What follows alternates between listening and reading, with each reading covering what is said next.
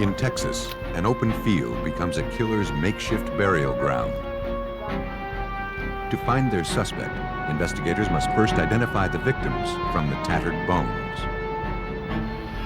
A teenager looking for stray golf balls stumbles upon buried human remains. Scientists try to reconstruct the victim's face to help solve the mystery. A movie director goes missing in California.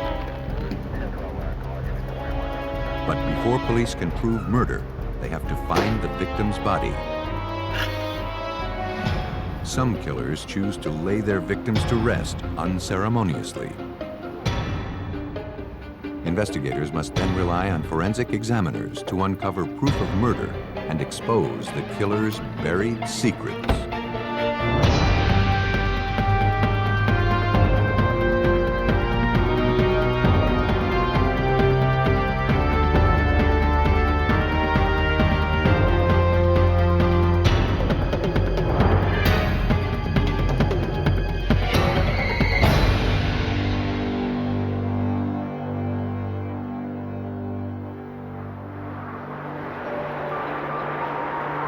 In July of 1994, the city of Austin, Texas was in the midst of a brutal summer heat. 20 miles outside of the city, in the small community of Round Rock, an off-duty officer spotted an abandoned vehicle parked off the main road. The officer ran the tag number and learned the car was registered to a woman named Sandra Dumont. But there was no sign of the owner. After noticing that one of the tires was flat, the officer decided to continue on, convinced the woman would eventually return for the disabled vehicle. A few weeks later, the same officer came across Sandra Dumont's name again. According to an article in the local paper, the young woman had been reported missing from her Austin home. The officer decided to return to the field where he had first come across Sandra's vehicle. The car had subsequently been towed. But the officer noticed a foul odor. He began searching the area.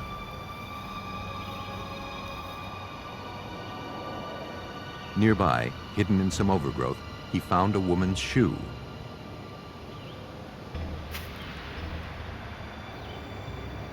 Then, a few feet away, the officer noticed an uneven sheet of plywood oddly placed in the middle of the pasture. When he lifted it up, he discovered the partial skeletal remains of a human body. The officer immediately called for assistance. Officers from the Round Rock Police Department responded to the scene. Police spread out and began scouring the field for any clues to tell them who this person was and how she had ended up here.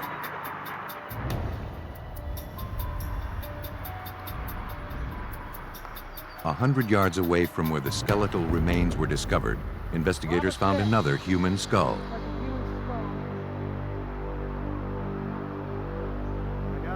Police feared they had stumbled upon a killer's makeshift cemetery. The team expanded their search of the field to cover the entire 110 acres. More bones were found scattered around the area. Police recovered several items of women's clothing. The garments appeared to have been cut with a sharp instrument. Police also collected a few menthol cigarette butts found near the remains.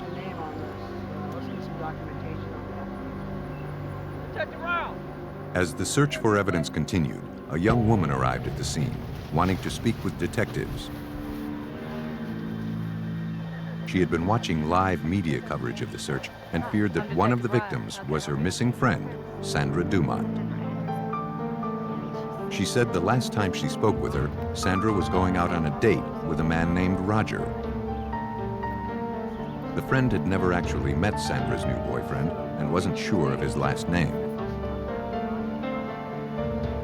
When Sandra went missing, the friend retrieved her address book. When she found it, it was open to the name of Roger Fain. Then you think he was dating? It looks like there's a name in it. But until investigators could positively identify the victims, the information was of little value. Let's go ahead and document this. Using the dental records of known missing persons in the area, the medical examiner was able to establish both victims' identities. Sandra Dumont was one of them. The second victim was identified as Darlene Anderson, a 38-year-old Round Rock native who had been reported missing by her husband a month earlier. Both women appeared to be the victims of homicide. To determine how they died, forensic anthropologist Dr. Susanna Dana studied the bones. You're looking for signs of trauma on the bones. You're looking for evidence of any kind of blunt force injury to the bones that would have produced fractures. You're looking for cuts in the bones that could be due to knives or a sharp instrument. You're looking for holes in the bones, especially the skull, which could be due to a gunshot wound. Sandra Dumont's skull had such a wound. She had been shot at point-blank range by a .22 caliber weapon. Dr. Dana also found a fracture to Sandra Dumont's jawbone. And bloodstains on the mandible suggested that the victim had bled as a result of the injury. That meant the injury occurred prior to death. It was consistent with a blow to the mandible, directly to the mandible by some blunt object, possibly a fist or a large stick or a large piece of wood, or like a bat can produce that kind of injury. Looking for any trace of the killer that may have been left behind, forensic examiner Steve Robertson carefully scoured the clothing found near Sandra Dumont's remains. He found several tears and cuts. But the lack of blood found around the holes suggested that the garments had been cut from her body prior to her death. It appeared that Sandra Dumont had been tortured before being murdered. Detectives from the Round Rock Police Department feared they were dealing with a serial killer. Lieutenant Dan LeMay began looking into Sandra's background for clues to the killer's identity. Sandra Dumont was 39 years old and living in the Austin area. She had a degree and was a very well-educated woman. She actually was employed as a blackjack dealer and was looking for better employment, attempting to better herself. From all accounts, she was a very nice person. Everybody liked her quite a bit. Detectives traveled to the Austin club where Sandra was working the night before she disappeared. Co-workers said that Sandra had received a call during her shift that night. While on the phone, she seemed agitated and upset. The co-workers overheard her making plans to meet with someone. They believed it was her boyfriend, but they were not certain. When Sandra finished the conversation, she asked the manager if she could take off early. The manager agreed. He never heard from Sandra again. Police turned their attention to the name found in Sandra's address book. Investigators learned that Roger Eugene Fain had been a suspect in the disappearance of Darlene Anderson, the other victim unearthed at the pasture. Though police had been unable to tie him to her disappearance, something else now caught their attention. Roger Fain lived in a neighborhood just a short distance away from where the two bodies had been discovered.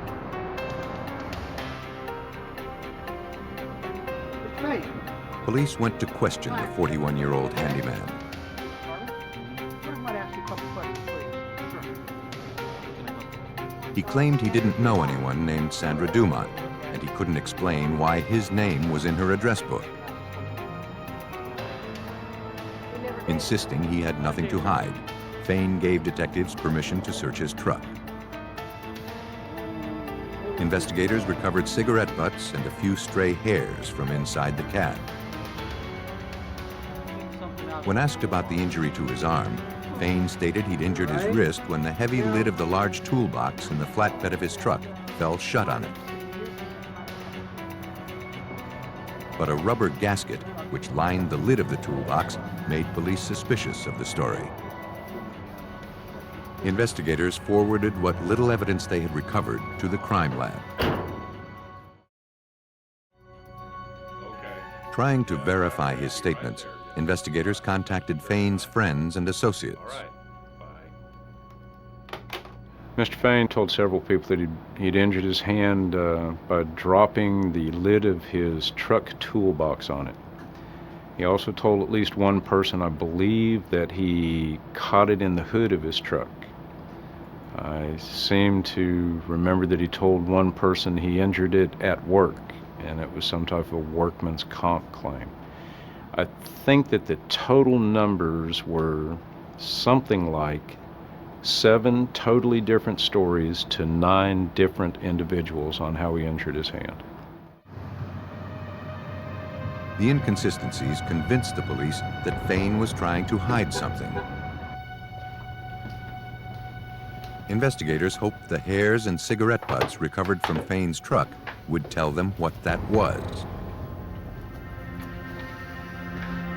Examiners at the Texas Department of Public Safety Crime Lab compared samples of Sandra Dumont's hair to those found in Roger Fain's truck. They didn't match. The cigarette butts found in Fain's truck, however, were determined to be the same menthol brand as the butts recovered near the buried bodies. But the cigarette butts recovered from the pasture were too degraded for a more comprehensive DNA analysis.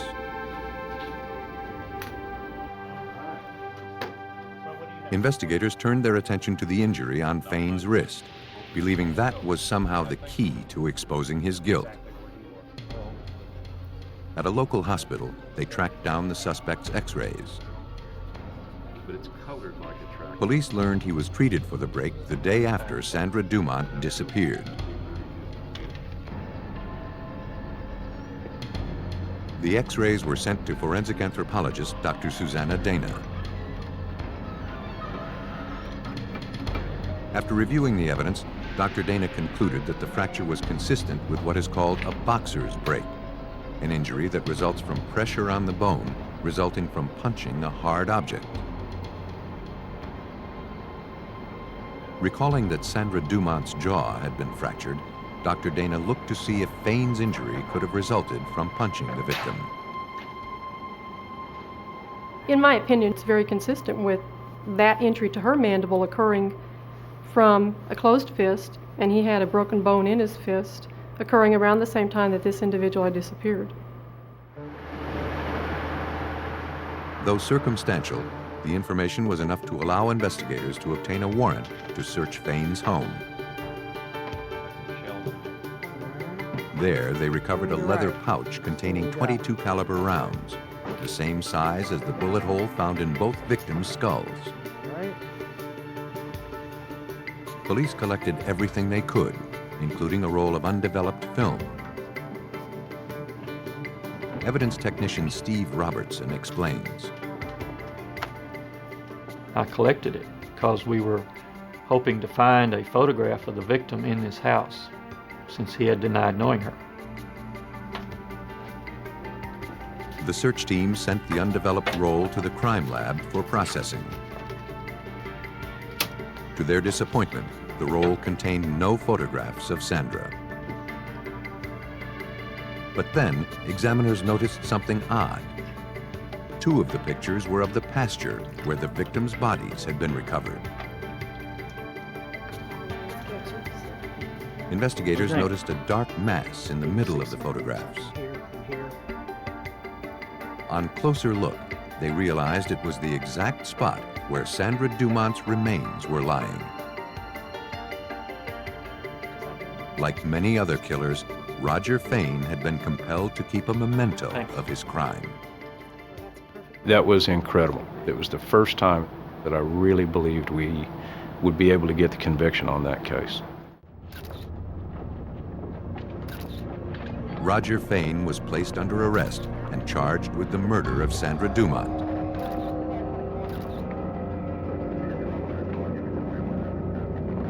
Despite the overwhelming amount of evidence against him, he continued to maintain his innocence. Police believe that on July 24, 1994, Sandra left work early to meet with her new boyfriend, Roger Fain. But the killer had other plans. Fain lured Sandra to the pasture, where he beat and then shot her to death. He buried her remains and then calmly walked home, leaving Sandra's car in plain sight. On April 2, 1995, a Texas jury found Roger Eugene Fain guilty of the first-degree murder of Sandra Dumont. He was sentenced to life in prison. Police are still searching for evidence to connect Roger Fain to the murder of Darlene Anderson. We'd like to ask that if anyone knows anything about that murder, that they contact us and they contact the Round Rock Police Department and pass that information on. We're concerned, because of the type of offender that Mr. Fain is, that there may be other victims that we're unaware of. There may be other criminal behavior that we don't know about. Though Roger Fain never told anyone about his crime, he betrayed himself with the lies he told and the photographs he took. But even when killers brag about a murder, police must still rely on solid physical evidence to win a conviction. On May 8, 1996, a teenager near Fort Worth, Texas, scoured the wooded areas of a golf course looking for stray balls. He noticed something unusual protruding from a dirt mound. As he approached, he realized it was the skeletal remains of a human hand. In Tarrant County, Texas, a teenager searching for stray golf balls had stumbled upon buried human remains. When investigators responded to the scene, it was clear they had unearthed a clandestine grave, one constructed to conceal a violent murder.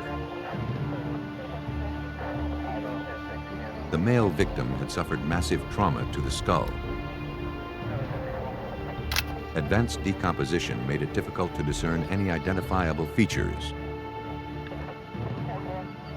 Technicians began scouring the dirt in and around the grave, searching for any clues to the man's identity. They recovered a metal cross necklace still draped around the victim's neck. But little else was found. Frustrated, investigators left the scene unsure who they had unearthed and why he had been murdered. With only bones to work with, medical examiners began searching for answers. In addition to the blunt force trauma to the skull, there were several nicks observed on the victim's ribs. This led the team to conclude that the male victim had been stabbed to death. Other than a red scorpion tattoo on the victim's shoulder, no identifying features remained.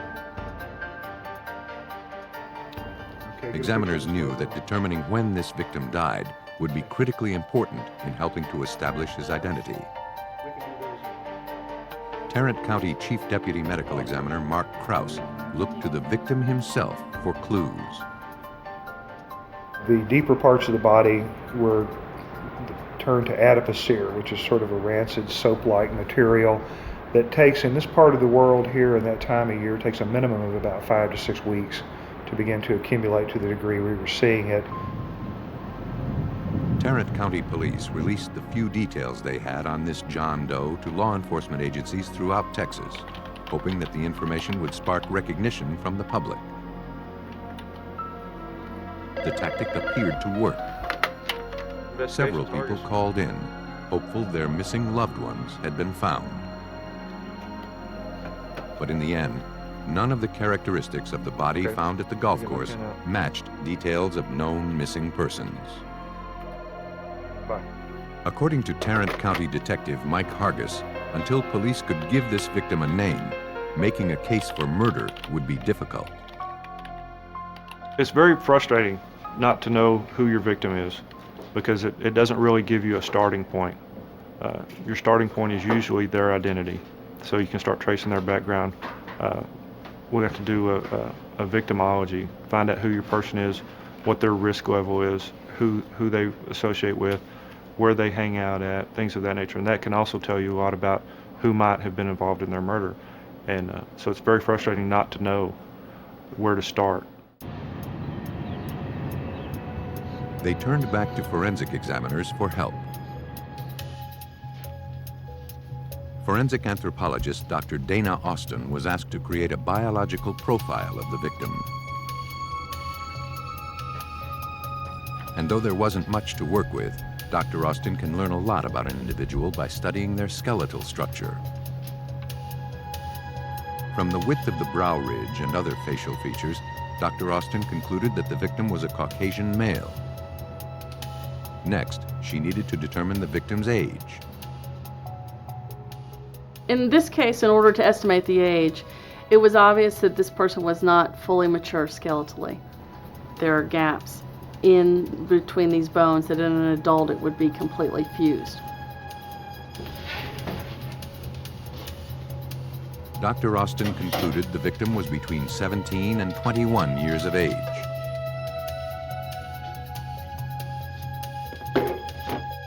To bring this victim to life, Dr. Austin next attached tissue depth markers to 21 different points on the skull.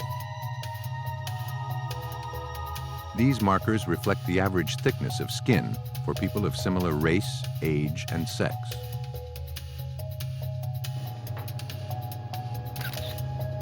After the skull was photographed from various positions, a forensic artist was brought in to create the contours of the victim's face. From that, a composite sketch was developed and then forwarded to Tarrant County investigators. Oh, yes. Police released the sketch through the media. But again, nobody was able to identify John Doe number 87. Years passed without a break in the case. Chances that the mystery victim would ever find justice dwindled, and detectives began to believe that his killer may never be found. For 3 years, police in Tarrant County, Texas, struggled to solve the murder of a young man whose skeletal remains were found buried in a shallow grave. Though forensic examiners had given John Doe a face, his identity and the circumstances surrounding his death remained a mystery. Then, on December 3rd, 1999, police finally got a break. A woman in nearby Fort Worth came in to speak with police. She believed she knew the identity of the man found buried in nearby Tarrant County years earlier. I believe I have some information. She explained that around that time, she and her boyfriend, James Moore, were in the process of moving into a different apartment. While packing up their belongings, James and his best friend, Eric Tadana, began laughing after finding a newspaper article they had saved from a few months earlier. When the girlfriend asked what was so funny, the men showed her an article about a body found buried at a local golf course. They told her the unidentified victim was an acquaintance of theirs, a 20-year-old man named Patrick Zaka. Fort Worth police quickly forwarded the information to authorities at the Tarrant County Sheriff's Department. See if you can run that through. Homicide detective Mike Utley, assigned to the cold case squad, jumped on the lead. To verify the information, he began searching the database for a Patrick Zaka. Though no one with that first name was in the system, several other Zakas were listed. One, a man named David Zaka, turned out to be Patrick's father. Detectives believed they were closing in on John Doe number 87's identity. 10-4, I'll be en route to that father's location. To find out, investigators drove to nearby Parker County to interview David Zaka about his son. Detective Mike Utley. Once we located Patrick Zaka's father, we met with him at his home. And he described the Patrick Zaka that we thought we had as his son. It was indeed his son. He positively identified him. What did he have to say? Mr. Zaka explained that the relationship with his son had been a troubled one, When was the last time you saw Patrick? and he feared it had been irreparably damaged 3 years earlier. They had a bitter argument over Patrick's irresponsible behavior. Though he loved his son, David Zaka kicked Patrick out of the house and told him not to come back until he grew up. The last David heard, Patrick had gone to live with his mother in Alaska. He had not heard from his son since. To confirm the identity of John Doe number 87, forensic anthropologist Dr. Dana Austin compared known X-rays of Patrick Zaka to those taken from the murder victim. She found a perfect match. Investigators now shifted their focus to finding Patrick Zaka's killer.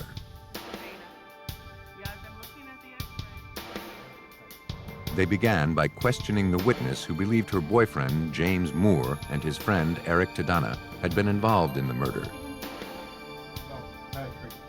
Though she was now reluctant to cooperate, investigators persisted. Finally, she explained that Moore, Tadana, and Zaka were members of a loosely organized gang known as the BLP. The gang dealt drugs, committed burglaries, and partied together. But according to the witness, Patrick soon fell out of favor with his peers. And other crew members felt that Patrick Zaka was a little too preppy, too good looking. He dressed too nice. He just didn't really, they determined, didn't fit into their plans for their crew. According to the witness, in the spring of 1996, James Moore and Eric Tadana decided to do away with him. One evening, the three went to the golf course to collect hallucinogenic mushrooms that grew nearby. They took a shovel as well as a baseball bat for protection. The girlfriend told detectives that Moore and Tadana returned a few hours later without Zaka. Though the information was incriminating, investigators realized that for the witnesses' statements to be useful, they needed to find a way to corroborate the story.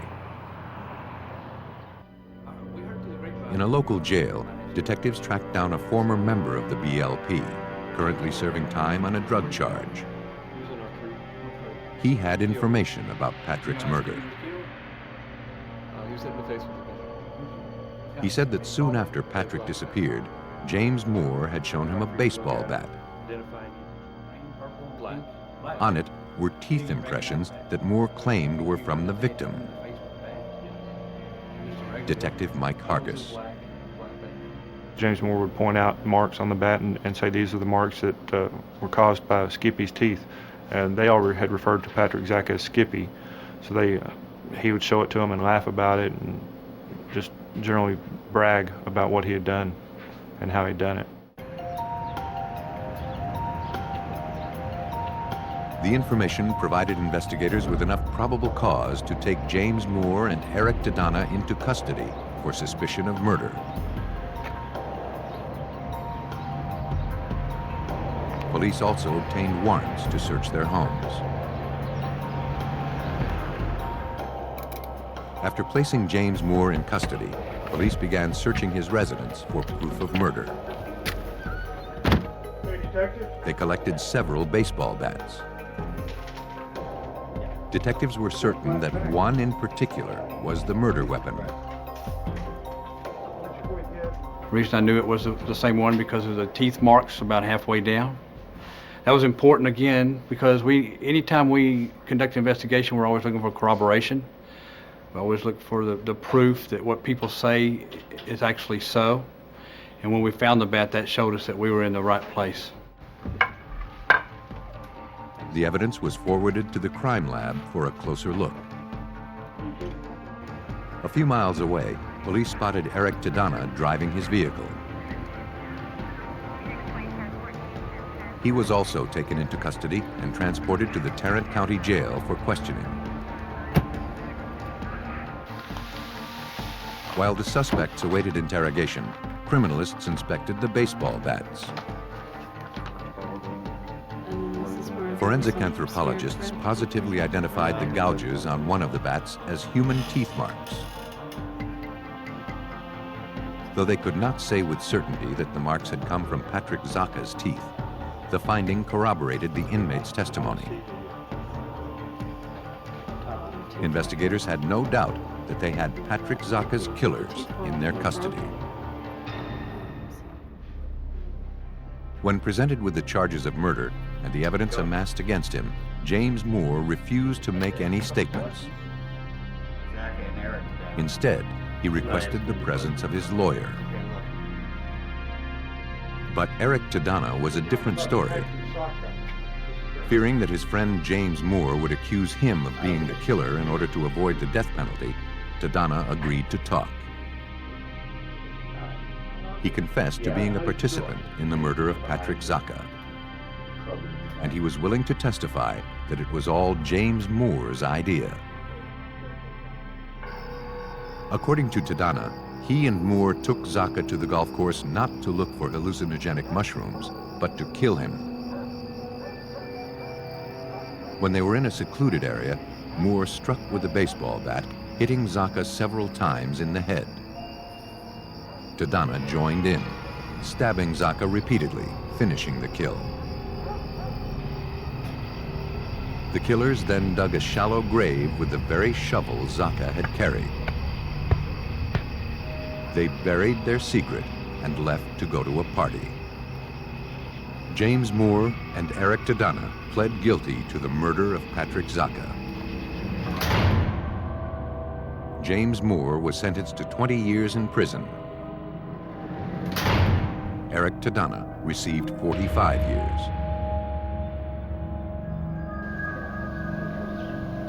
Moore and Tadana's crime had been discovered because they buried their victim in a shallow grave.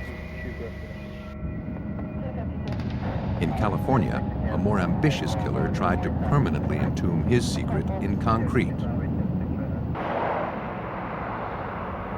On July 26, 1995, Ken Adamson entered the Indio, California Police Department to report his brother, Al Adamson, missing.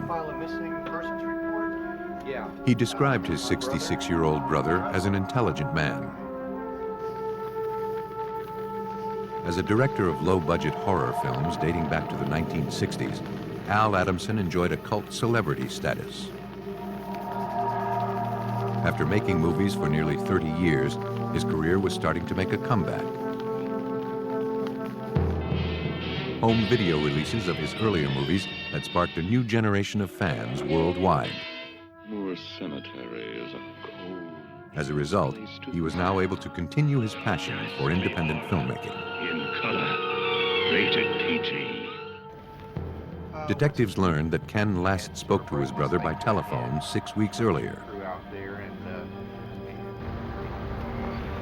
Al was having his house renovated, and he had discovered that the construction foreman, a man named Fred Fulford, had made over $4,000 in unnecessary purchases on his credit card.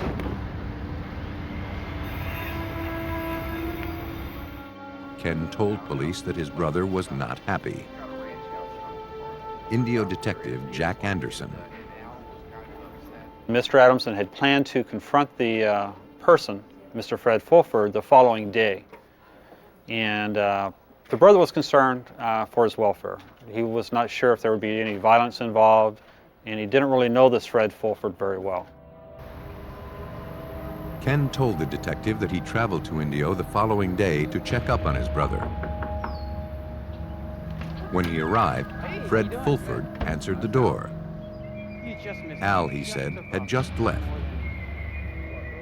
When Ken asked to use the bathroom, Fulford refused to let him in, saying he had just retiled that floor and it needed time to settle. Ken returned home and hadn't heard from his brother since.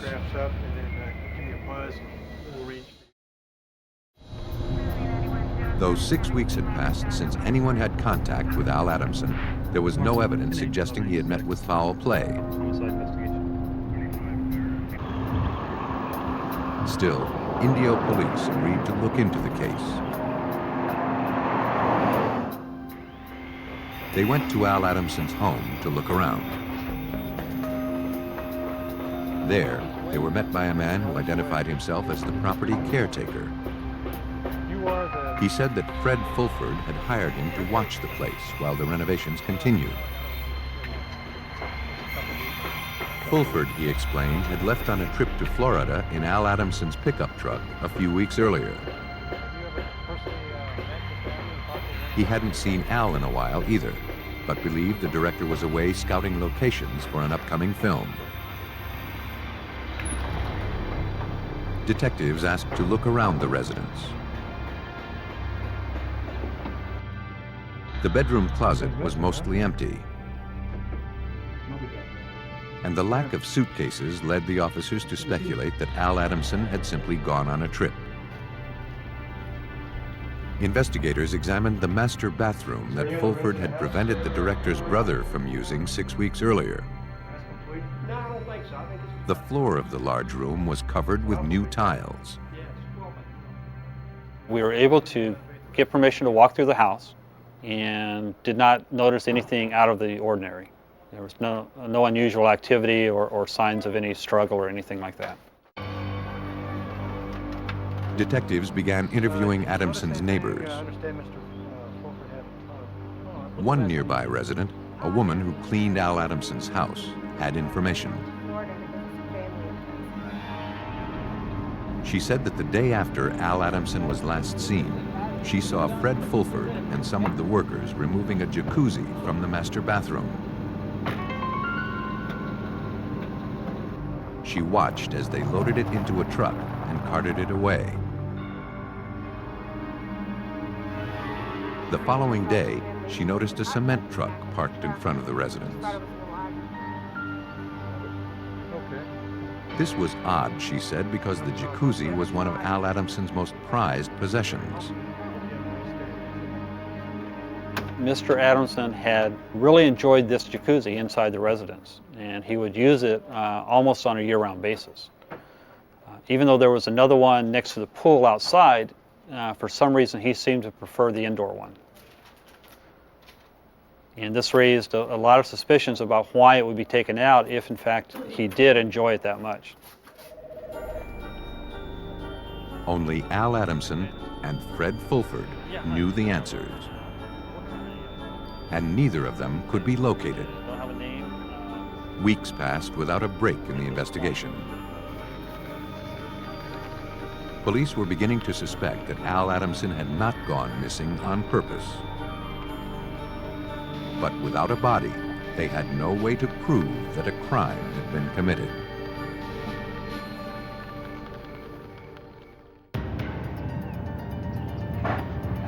Police in Indio, California continued their search for cult movie director Al Adamson, reported missing 6 weeks earlier by his brother. Though investigators suspected that Fred Fulford, the man hired to renovate Adamson's house, was involved in the disappearance, they lacked proof that a crime had taken place. And Fred Fulford was nowhere to be found. While reviewing statements made by Adamson's cleaning woman, one peculiarity caught investigators' attention. I believe it's been pronounced to be a homicide. Al Adamson had 2 jacuzzis in his residence, and the one that he used regularly, located in the master bathroom, had been removed by Fred Fulford the day after Adamson disappeared. A jacuzzi that had been inside the residence had been removed, and subsequently the floor was filled in and tiled over. This raised our suspicion that he possibly was buried inside the residence. Investigators obtained a search warrant for Al Adamson's home. All right, we'll meet you out there in about 30 minutes. Armed with picks and shovels, the team returned to the residence, looking to uncover proof of murder.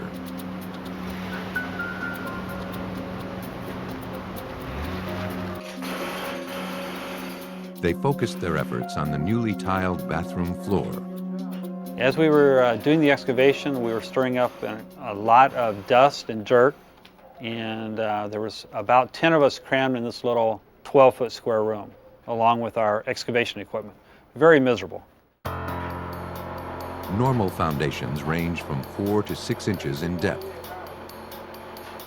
Detectives found several feet of cement where the jacuzzi used to be. A layer of building material sat under that. By 8:30 the next morning, the team had been digging for 18 hours. 42 inches below the floor, they broke through a layer of dirt onto something soft.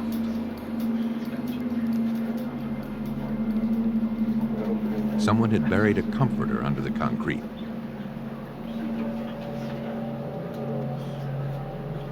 Wrapped inside, police found badly decomposed human remains. As we removed the body from the excavation hole, we were able to determine that it was a male, probably in his mid-50s to 60, but we were not able to positively say that it was Mr. Adamson. The remains were transported to the Riverside County Coroner's Office. Investigators needed to determine who they had found and how he had died before starting a homicide investigation. Examiners quickly noticed that the skull had suffered repeated massive blunt force trauma. This victim had been beaten to death. Here, I wanted to show you this. Deputy Coroner Paul Trujillo performed the autopsy. Injuries were circular defects of approximately 1 3/4 inches of irregular edges, which would be consistent with being struck with something similar to this. Not necessarily this particular instrument, but something of this nature. The body's state of decay put the time of death between 6 weeks and 2 months earlier. This matched the time frame during which Adamson disappeared. But investigators needed a positive identification.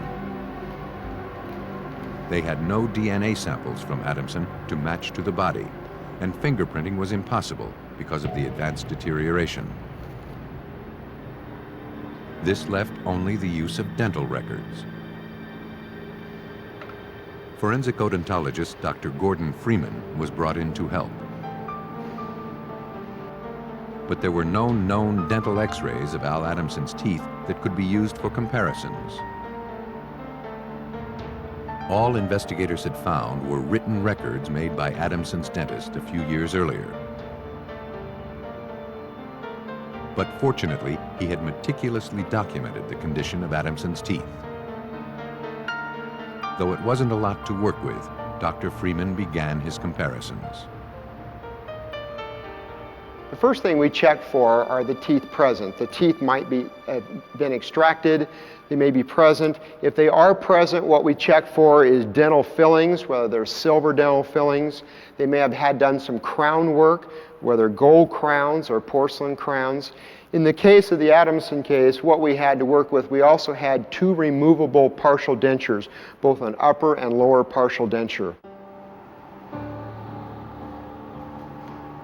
All of the unique features of Adamson's teeth noted in his charts matched those of the victim found buried under the tile floor. There was no doubt that Al Adamson had been found.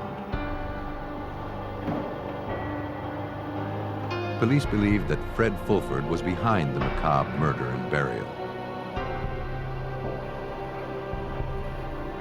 But with no weapon and only circumstantial evidence pointing to his guilt, investigators were a long way from proving murder.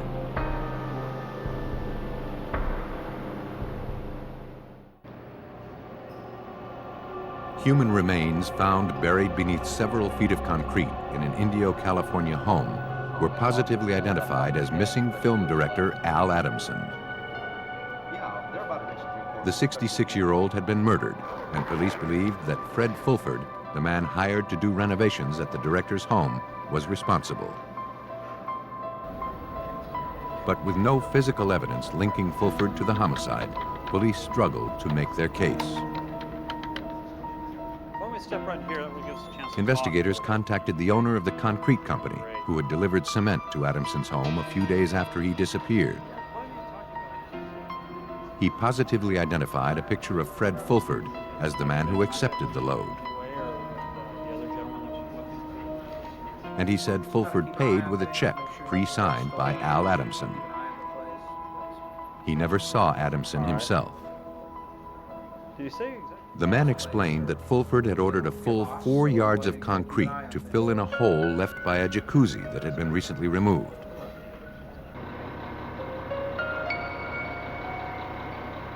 The workers offered to help him wheel in the load, but Fulford declined. The man thought it was odd that Fulford insisted on wheeling all of the heavy concrete into the house by himself. But for police, it made perfect sense. Fulford was trying to keep everyone away from a crime scene.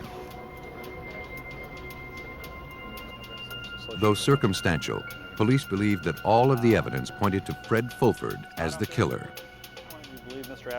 To find him, they tracked recent activity on the murder victim's credit card. It's going to be a long process. The charges were being made 3,000 miles away at a Florida motel. A lot of that may have been due to the extreme heat. A warrant was issued for the construction foreman's arrest. But so far we've been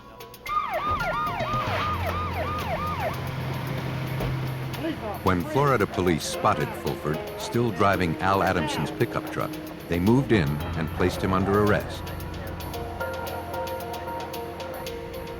Though he was dressed in the victim's clothes, he denied any knowledge of the murder.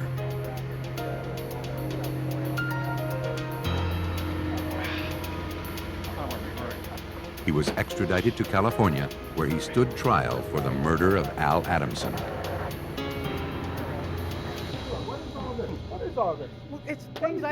Police theorized that when Al Adamson confronted Fred Fulford over the excessive credit card purchases and threatened him with legal action, the contractor became enraged. Using a blunt instrument, likely one of the many hammers lying around the residence, he beat Adamson to death. To conceal his crime, he removed the jacuzzi from the master bathroom and buried his victim in its place. He filled in the grave with concrete, retiled the floor, and then left town, believing the eccentric director would not be missed. On March 3rd, 2000, Fred Fulford was sentenced to 25 years to life for first-degree murder. To cover their tracks, some killers choose to bury their victims in unmarked graves.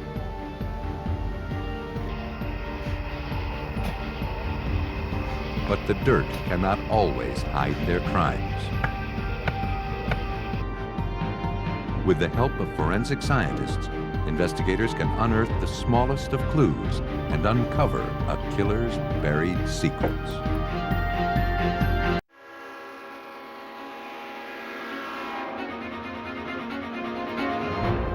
In Florida, a young woman is hit by a train.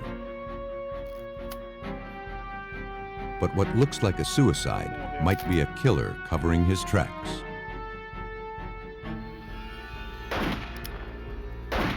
A woman disappears from her Arizona home. With no body, police must rely on a few drops of blood to determine her fate.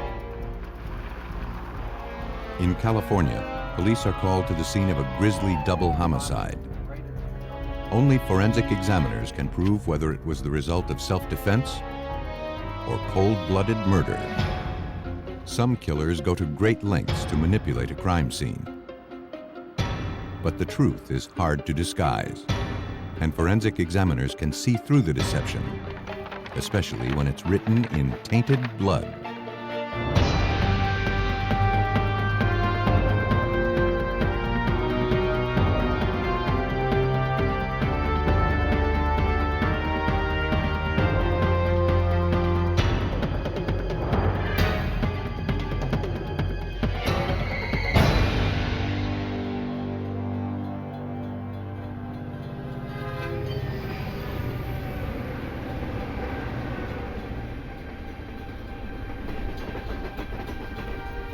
Around 4 a.m. on December 5, 1993, a freight train was passing through the small community of Crestview, Florida. On an isolated stretch, the engineer noticed something lying across the tracks up ahead. It looked like a human body. He frantically sounded the whistle and struggled to stop the train.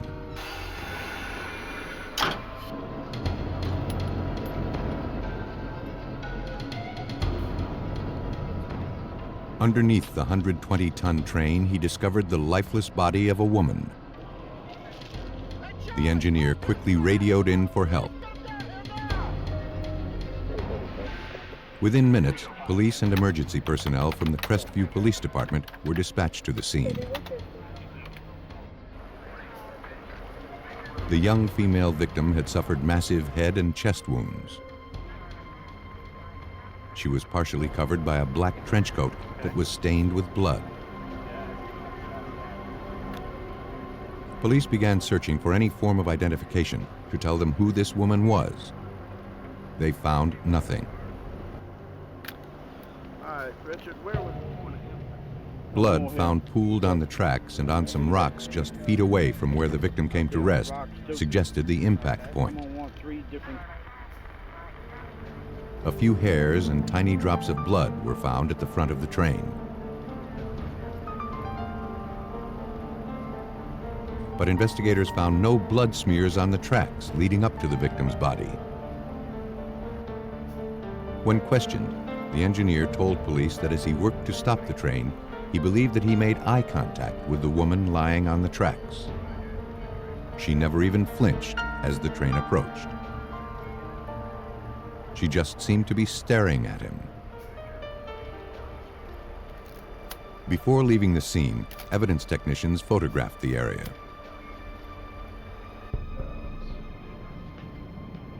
At autopsy, the medical examiner determined the cause of death to be severe trauma to the unidentified victim's head and chest. She had suffered multiple skull fractures and a broken rib. To the medical examiner, all of the injuries were consistent with having been caused by the train. With no obvious signs of foul play noted during autopsy, investigators began looking for other explanations behind the tragedy. For Chief Maxie Barrow, there seemed to be only one. We were thinking that it could possibly be a suicide. It could be somebody who was depressed and laid down on the railroad track and let a train run over him. To confirm their suspicions, investigators first had to identify the young woman. Several local residents believed she was 24-year-old Sherry Morrow, who lived with her husband less than a mile from the train tracks. Police went to the address. There, they were met by John Morrow, Sherry's husband, and the couple's roommate. Investigators showed the husband a photograph of the victim. John Morrow couldn't believe what he was seeing. The woman lying dead on the railroad tracks was his wife, Sherry. Morrow said that he and Sherry fought the night before. She believed he was flirting with another woman who was at a party at the couple's house. She became enraged. John followed her outside, determined to convince her that she was mistaken. They walked up the street to a payphone.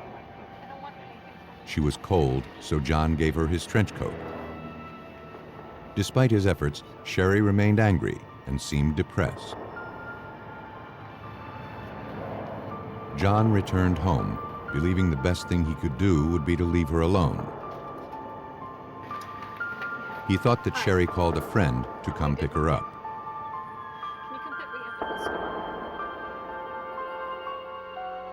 John never imagined that she would take her own life. The couple's roommate corroborated John's story. The husband's account, in addition to the autopsy finding, left investigators with no reason to doubt the suicide theory. The investigation into Sherry Morrow's death was ready to be closed.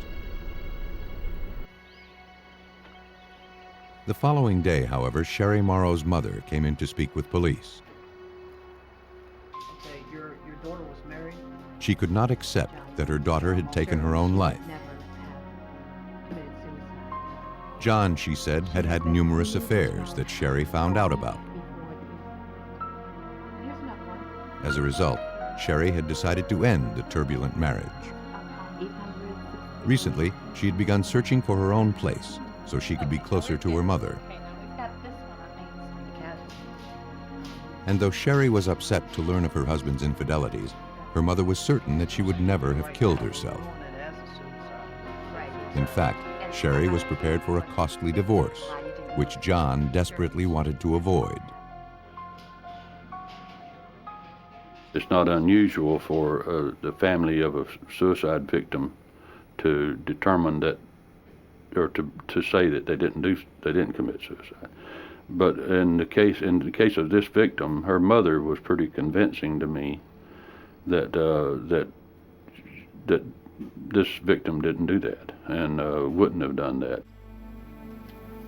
Despite their new suspicions, investigators found no evidence suggesting that Sherry Morrow had met with foul play. Almost a month after she was discovered along the railroad tracks, the young woman was laid to rest. Over the next several years, investigators interviewed dozens of Sherry's friends looking to uncover proof that she had been murdered. But they found nothing. The investigation into Sherry Morrow's death ground to a halt. The case was handed over to Crestview Police Lieutenant Jerome Worley. Determined to breathe new life into the investigation, he began re-interviewing the couple's friends and associates, starting with their roommate. The roommate again corroborated the story John had given 2 years earlier. On the night Sherry died, he said John followed her after she stormed out of the house in anger. But he returned soon after and never left the house again. Detectives sensed that the roommate wasn't telling the truth. Under threat of prosecution, he changed his story. John, he said, was sick of his wife, and he often bragged about how easy it would be to kill her and to make her death look like a suicide or an accident. He said that on the night Sherry died, John was gone for hours after leaving with her. When he returned, John was agitated.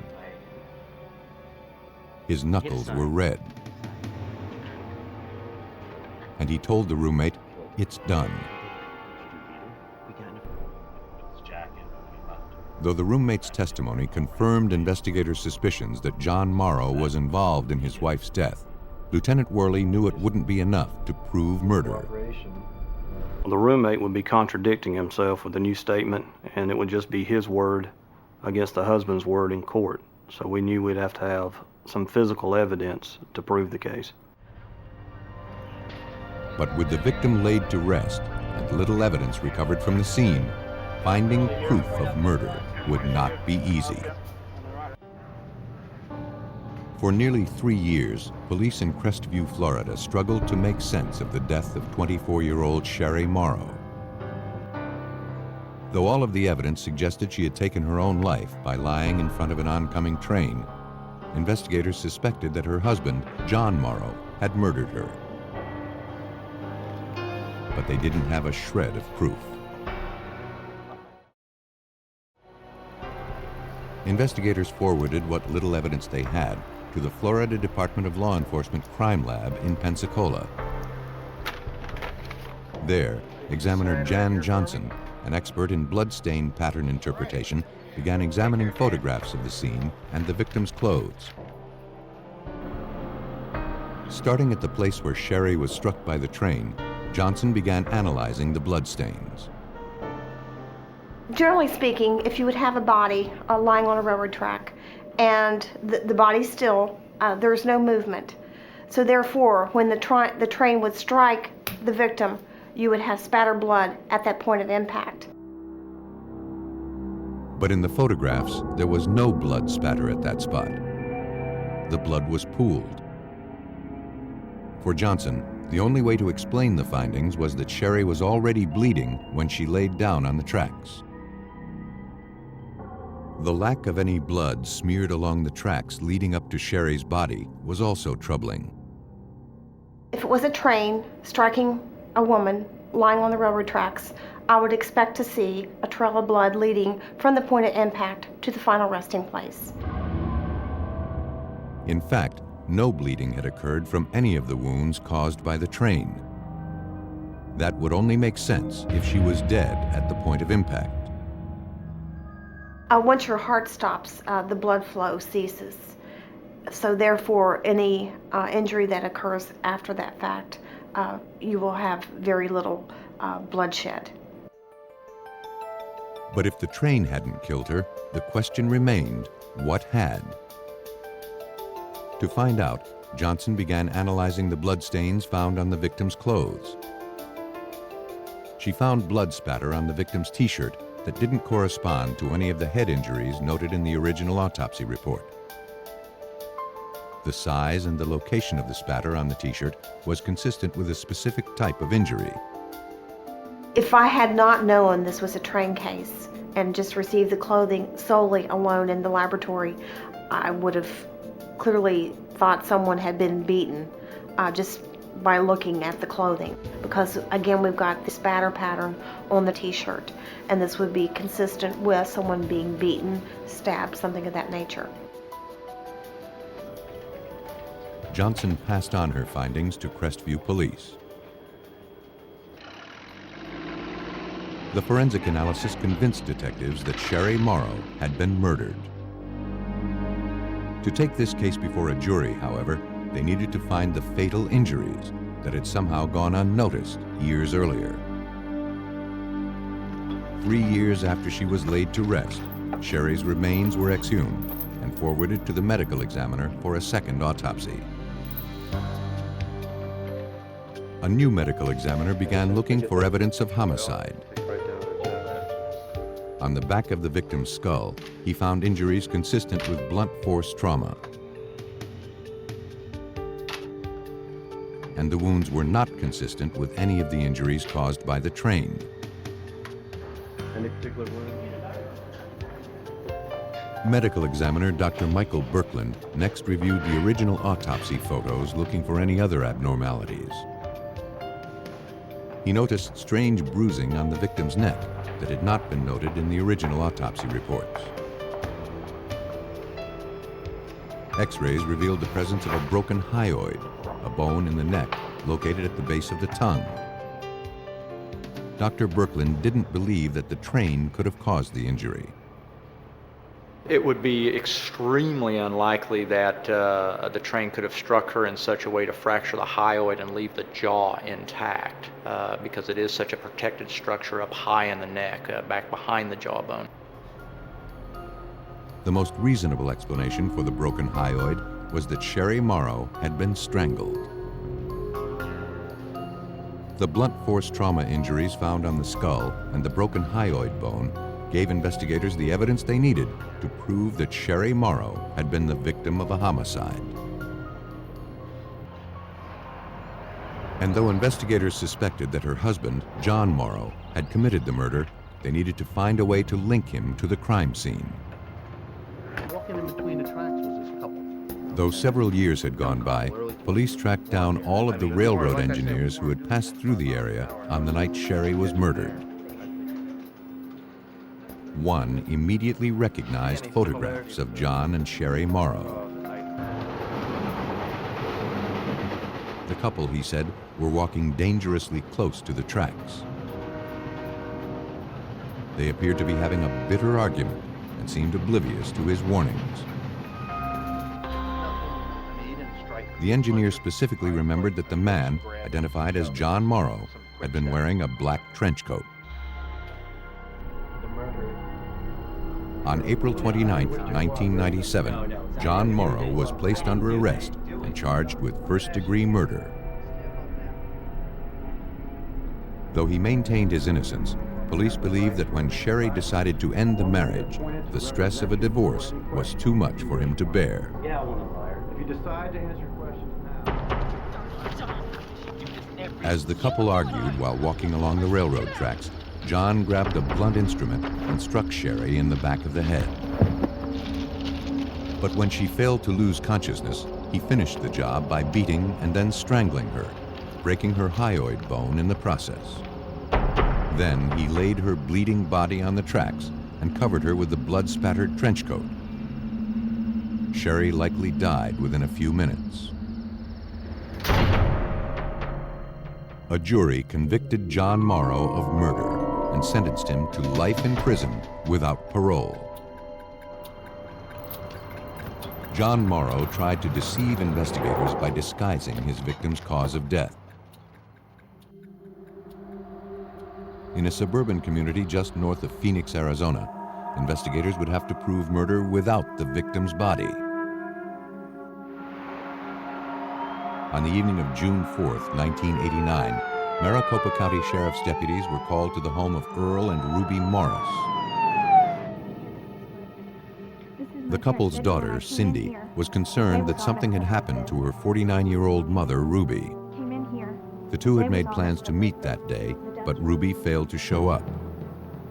When Cindy stopped by to check on her, she found her parents' bedroom was unusually messy. This is all wrong. And as soon as I saw that, And she noticed that their .22 caliber handgun was missing. Did your mom or dad do any kind of recreational shooting? She said that her father, Earl, was currently in Los Angeles, California, but he would be back early the next day. But by the following morning, neither Ruby nor her husband, Earl, had returned home. Maricopa County Sheriff's Lieutenant Lee Luganbuehl was asked to look into the case. After reviewing the daughter's statements, he agreed to open a missing persons investigation. Well, the daughter, Cindy, was supposed to meet her for lunch that day, and she never showed up. And this was kind of unusual for Mom. Mom was a very prompt person, would always meet her appointments, and she was very neat around the house also. So there were some things that were out of place at the house that was just not like Ruby. Later that afternoon, the detective returned to the Morris residence to interview family members. When asked about her mother and father's relationship, Cindy told police that her parents' 30-year marriage had turned ugly in recent months. What is this, Earl? Earl had been caught having an affair. Business trip to Los Angeles. Upset and angry, Ruby began threatening to end the marriage and vowed to financially ruin her husband. Earl, a successful 49-year-old accountant, promised her that would never happen. But Cindy couldn't imagine that her father was capable of physical violence. As the questioning continued, Earl Morris returned from his trip.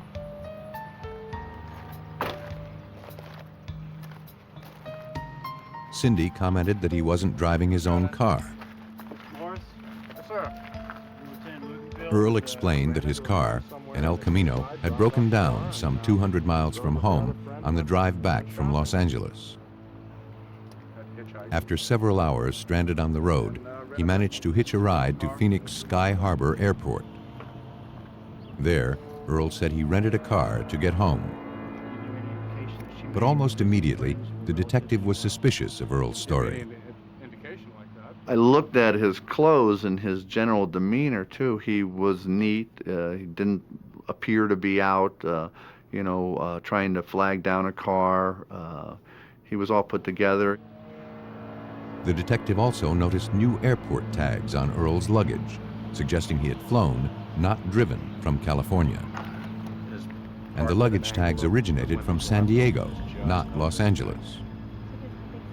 With his suspicions raised, the investigator questioned Earl about Ruby's disappearance. Though he couldn't explain why the couple's .22 caliber gun was missing, he seemed unconcerned about his wife's whereabouts. Ruby, he said, would often take off for days on end without a word. Earl told me he didn't think it was unusual for Ruby to be gone for a couple of days, that she had the wherewithal, credit cards, be able to go out, visit other people, and to leave. So he, again, was saying like it was no big deal that she was gone. 10-4. Investigators felt differently. Looking to corroborate Earl's story, they began searching the interstates for his broken-down El Camino. But hours of driving turned up no signs of the vehicle, and there were no records of it having been towed. An APB was issued for the car. A short while later, Earl Morris's El Camino was located. It was found nearly 400 miles away, parked near the San Diego airport. San Diego authorities impounded the vehicle and arranged for it to be transported back to Arizona. All right, thanks. Bye. For investigators, it was now clear that Earl Morris's story was a lie. To find out what he was hiding, they obtained a search warrant.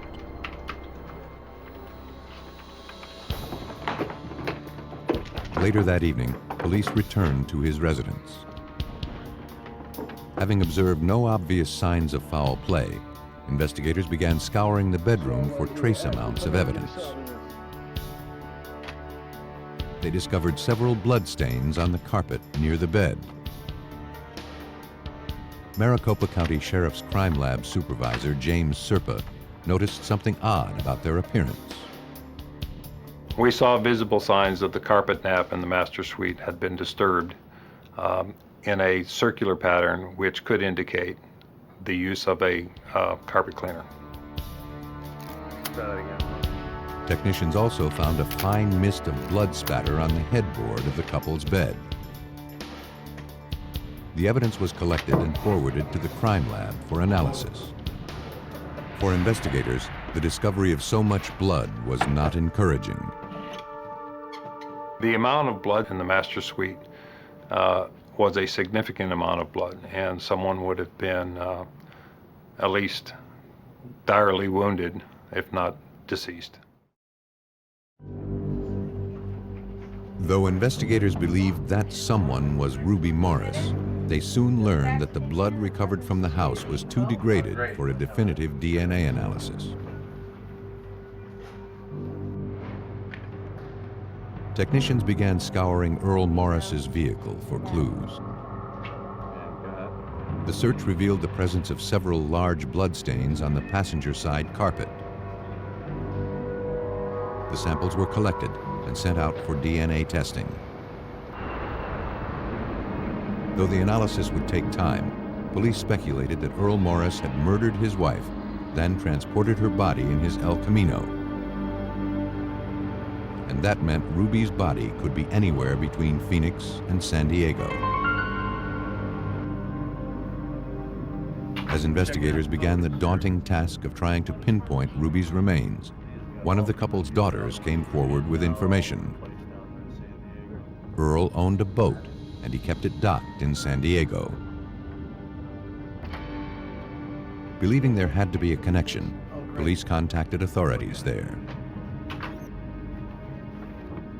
A few days later, San Diego Harbor Police forwarded a video cassette to Maricopa County investigators. The tape, shot the same day that Ruby was reported missing, showed a boat burning at sea. And authorities had positively identified it as belonging to Earl Morris. For detectives, the significance was clear. We speculated that Earl rented another boat to tow out his boat and actually set it on fire to hide the body of Ruby and also the murder weapon at that time. The boat ultimately sank in treacherous waters too deep to be recovered. Despite the clumsy lies Earl Morris was telling police, it looked like he just might get away with murder. Detectives in Maricopa County, Arizona, were convinced that Earl Morris had murdered his 49-year-old wife, Ruby, and then entombed her in a watery grave several hundred miles away off the California coast. But without a weapon or the victim's body, they would have to rely on the forensic evidence to prove murder. And first, they would have to show that blood found in Earl's El Camino belonged to his wife.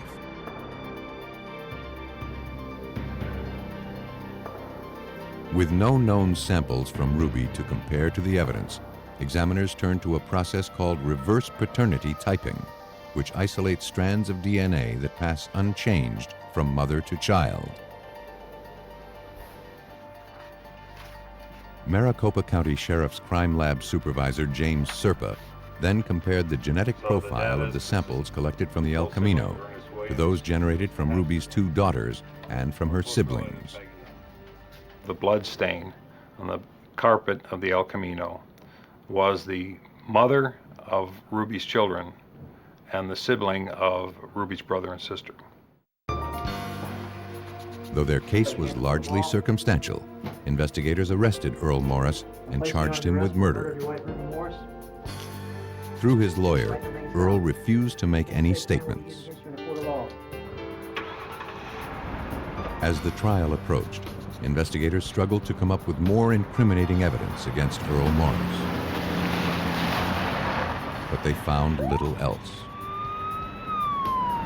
Then, word came in that Earl Morris wanted to talk.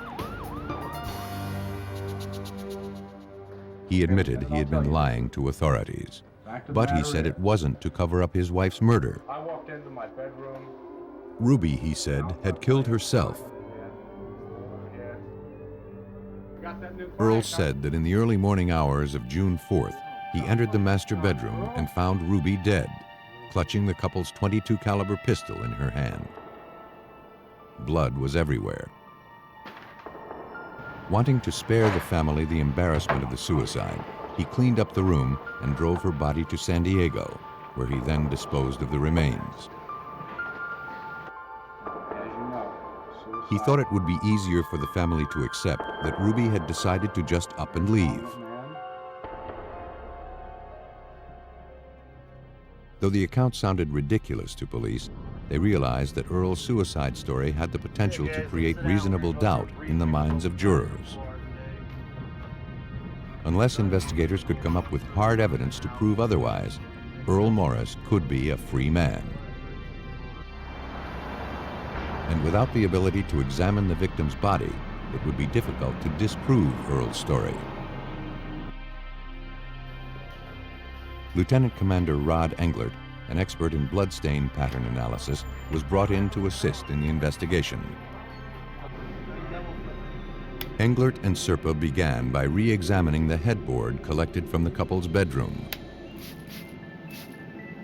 When luminol was applied, Englert had no doubt that the blood spatter present, which appeared as fine mist, had resulted from a specific type of injury. Well, when there's crimes of violence, blood is categorized into three major categories. The low category, which is termed low velocity impact spatters, just drops of blood, smears of blood, transfer stains. The second category is from blunt trauma, which is termed medium velocity. And the third category, which we're dealing with in this particular case, is high velocity, which is a specific, easily identified pattern, which is atomization of blood. And that comes from gunshot. The location of the spatter on the headboard also allowed examiners to determine the position of the victim's head at the time she was shot. It was in this particular area, like right Ruby here, had right in been there. lying flat in a sleep-like position. So if that's the case, and if this is... Though the finding was suspicious, on its own it did not contradict Earl Morris's suicide story. After thoroughly photographing the bloodstains, Englert began looking for any abnormalities in the patterns. Something immediately caught his attention. As you look at the headboard, a left to right direction, you have a pattern of blood going up that direction. You have another pattern of blood overlapping it and going in another direction. So you have there two conditions that don't occur at the same time. The bloodstain patterns indicated that Ruby had been shot at least twice. And if she had taken her own life, as Earl claimed, that would have been difficult to do. Well, first of all, Ruby Morris would have to been able to cock the hammer on the gun, which I'm told was a single action revolver 22. After a shot to the head, to a large source of blood, would have to be able to cock it again and possibly even a third time. And that's not likely. Investigators agreed. Based on the forensic analysis, there could be little doubt that Ruby Morris had been murdered. Police believe that to avoid the financial ruin from a divorce, Earl Morris chose to kill his wife. As Ruby lay sleeping in the couple's bed, he pulled out the .22 caliber pistol and shot her several times in the head.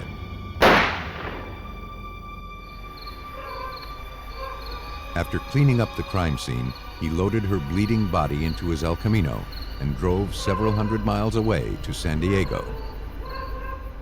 Once there, he loaded her body and likely the murder weapon onto his boat. He set the craft on fire, returned to shore, and began the process of covering up his crime. With the help of Rod Englert's blood spatter analysis, Earl Morris was convicted of first-degree murder and sentenced to life in prison. Earl Morris tried to explain his wife's death by creating a story about suicide. But sometimes murderers admit killing their victims. And the story they tell investigators is one of self-defense. Around 1:30 a.m. on October 18, 1984, the Sacramento County Sheriff's Department received a frantic 911 call. 24-year-old Brett Harris said that his mother, Barbara, had been murdered. His stepfather, Bob Giesler, was also dead. Distraught, Brett was threatening to take his own life. Sacramento County Sheriff's deputies raced to the scene. As they approached the house, they made a bizarre discovery. A man, identified as Brett Harris, was hiding in a tree. After talking him down, one of the officers made his way into the residence. Come on over here. Come on out. In the master bedroom, he discovered a gruesome scene. A woman lay dead on the mattress. And on the floor nearby was another lifeless body. Officers from the Sacramento County Sheriff's Department were dispatched to the home of 52-year-old Bob Giesler and his 55-year-old wife, Barbara. The couple had been brutally murdered. Investigators questioned Barbara's son, Brett Harris, who had called 911. After some time, he was able to recount what had happened. Brett said that around 1:30 a.m. he heard a commotion and then a scream coming from his parents' bedroom. When he entered their room, he saw his stepfather standing above his lifeless mother. He saw an axe handle lying on the floor. As he went to grab it, his stepfather then attacked him with a box cutter. Brett said he managed to overpower him, and in self-defense, he beat his stepfather to death. The young man was transported to the police station. Evidence technicians made their way into the bedroom.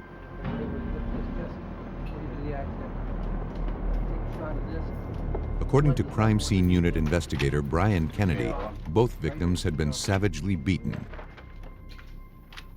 Their heads and faces were grotesquely disfigured, and there were bloodstains all over every surface. At one time, the air must have been filled with atomized mist or droplets of blood falling out of the air.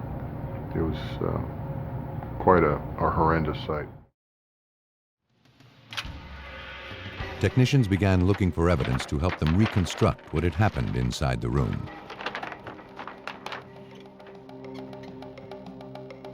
In addition to the axe handle, investigators also recovered a blood-stained box cutter found resting on Bob Giesler's chest. All of the bloodstain patterns were carefully photographed.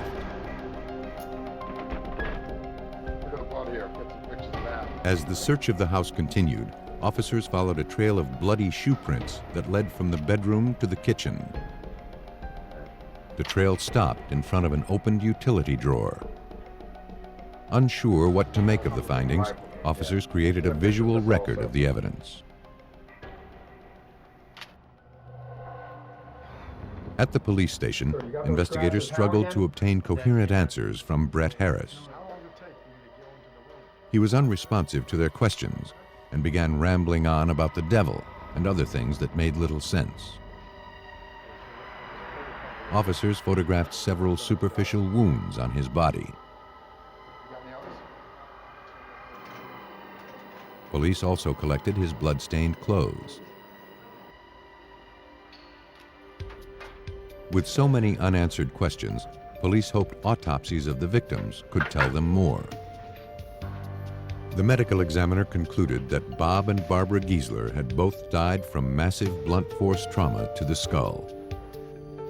The beatings had been so savage that both the victims' arms had been broken while defending themselves during the assaults.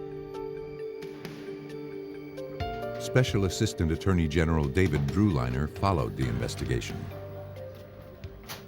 For him, the autopsy findings were troubling. The viciousness with which the two individuals were killed, Harris's mother and his stepfather, was extremely similar. And so had the stepfather been the killer of his own wife, and then Harris been the killer of the stepfather, you wouldn't have expected necessarily it to have been in such an identical manner. Authorities couldn't ignore the possibility that one person had committed both murders. If Brett Harris was responsible for the vicious double homicide, investigators needed to find out what could have motivated such rage. They turned to family members for information. Brett's stepsister told detectives that her stepmother and father had always maintained a good relationship with Brett. Though Brett would sometimes find himself facing legal problems, his mother and stepfather would always look out for him, bailing him out of jail on a number of occasions. Brett's stepfather even employed him at his tool-making company in hopes that the young man would find himself.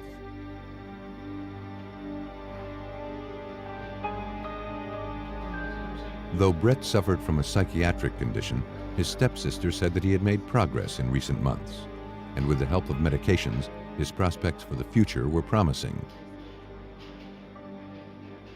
She added that Bob and Barbara's relationship was strong, and she could not imagine that her father would ever hurt her stepmother. Nothing investigators had learned jibed with Brett Harris's version of events.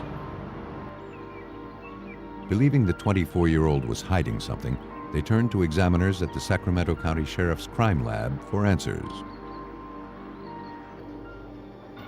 There, examiner Brian Kennedy looked to the blood evidence to help him reconstruct the crime. This was an interesting case where we had 3 people in a house where only one person came out alive, and he had a story. The story was not completely and totally impossible. In piecing it all together, I tried to support his story.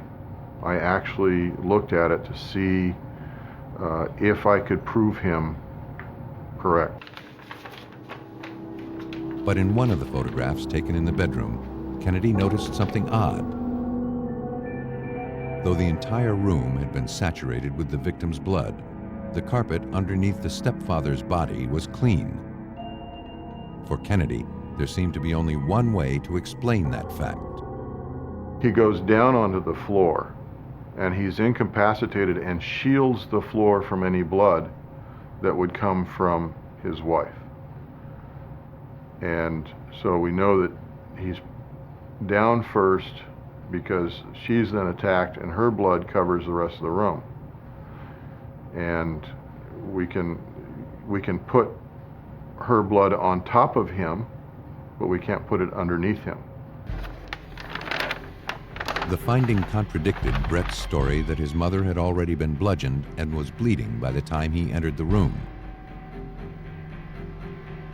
With the evidence now pointing to Brett Harris as his mother's killer, Kennedy began analyzing bloodstains on his clothing for proof.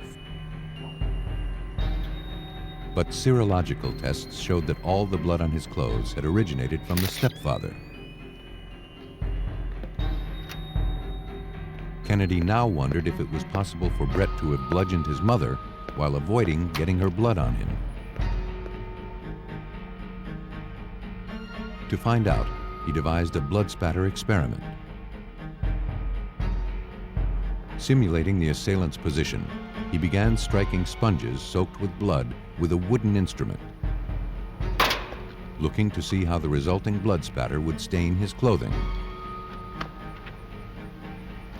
The results surprised him.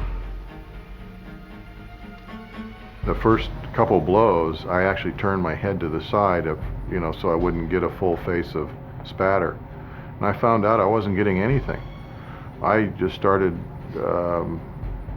relaxing and letting it go. I started beating it even harder, and it was all going out to the sides.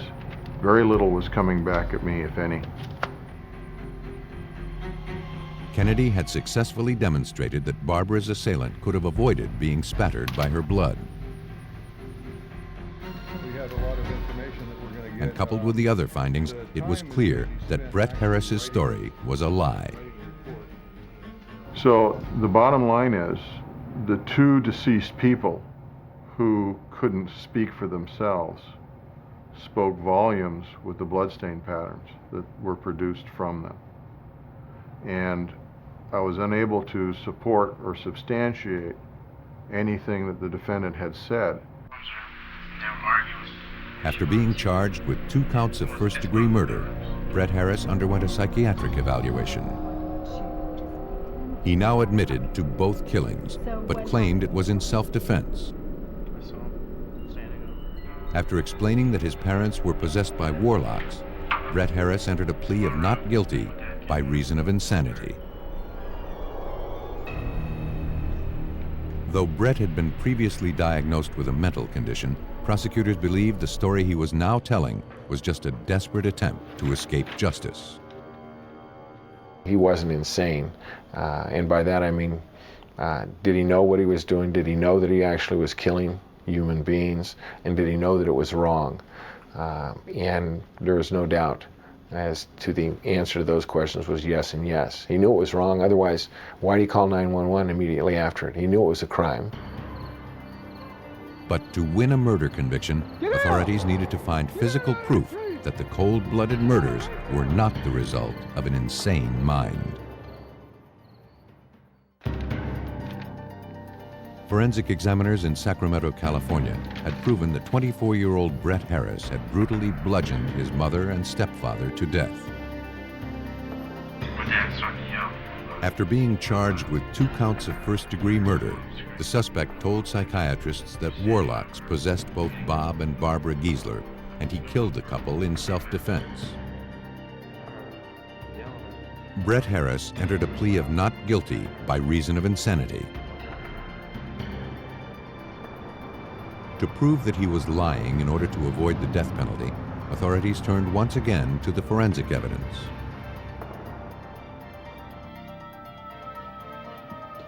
Examiner Brian Kennedy began looking at all the physical evidence recovered from the crime scene, looking for anything that could demonstrate that Brett Harris knew what he was doing at the time of the murders. He focused on the box cutter found on Bob Giesler's chest. After reviewing the autopsy reports, Kennedy believed it was unlikely that the box cutter could have been used as a weapon against Brett, as he had previously claimed. Both of our victims had broken arms. If you're defending yourself with your arms and you've got holding something and it's severe enough to break the arm, you're going to lose control of whatever's in your hand, most likely. I doubt seriously you can hang on to it. For somebody to have their arm broken and then place it on their chest is not likely. Believing that Brett Harris had staged the crime scene to throw investigators off his trail, Kennedy next looked for a way to explain the box cutter wounds found on his body. This looks like somebody has self-inflicted these injuries because they're in the right place. For a right-handed person to cut himself on the left arm, to cut himself on the right cheek, to cut himself from left to right across his chest. So it's all very consistent with staging his own injuries. The forensic findings provided irrefutable proof that Brett Harris had gone to great lengths to conceal his guilt. And for prosecutors, those are not the actions of an insane man. He physically changed the crime scene in anticipation that the police are coming to the crime scene. So he tries to fool law enforcement. Why do it? Why come up with any sort of explanation? He wouldn't have to. Though unsure of the motive, police believe that on October 18, 1984, Brett Harris snuck into the couple's room as they slept in their bed. Using an axe handle, he bludgeoned Bob and Barbara Giesler to death. After finishing the kill, he made his way into the kitchen, sliced himself with a box cutter he took from the utility drawer, and returned to the bedroom to plant the evidence. Confronted with the evidence, Brett Harris withdrew his insanity defense. He pled guilty to 1 count of first-degree murder and 1 count of second-degree murder. He was sentenced to 41 years to life. Killers skilled at the art of deception hope to confuse investigators by manipulating a crime scene. But forensic experts can find justice for victims of homicide by seeing through a murderer's lies, which are written in tainted blood.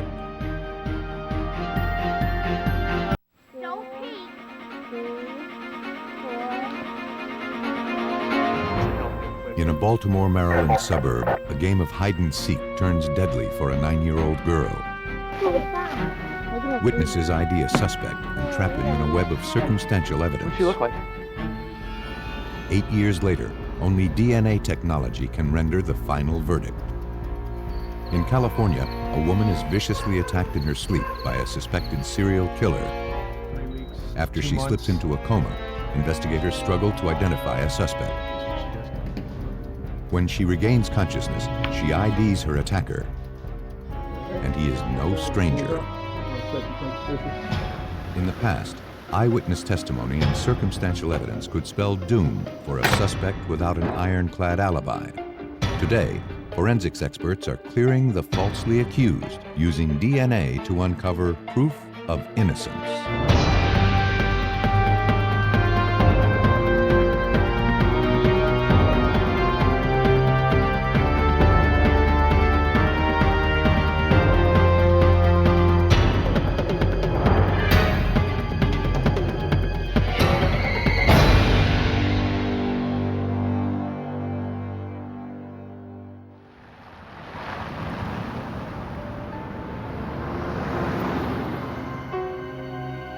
On the afternoon of July 25, 1984, in the Baltimore, Maryland suburb of Rosedale, police responded to a father's frantic 911 call.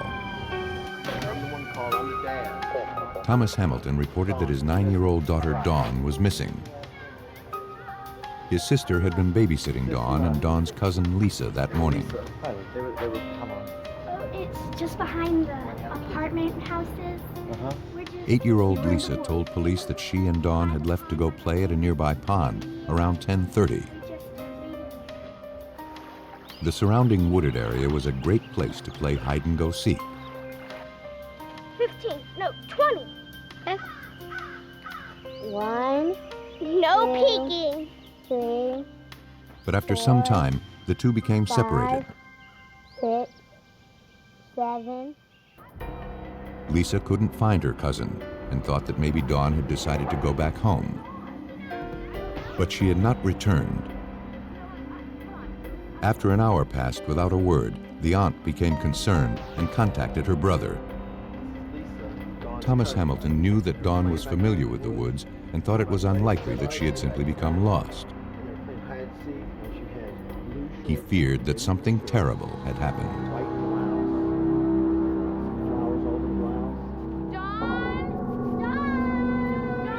A search party made up of family, friends, and law enforcement officers began combing the wooded area behind the apartment complex.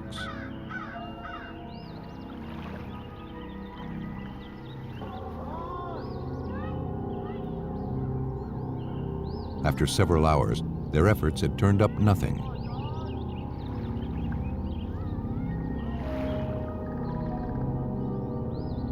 Then, around 5 o'clock, one of the searchers made an ominous discovery.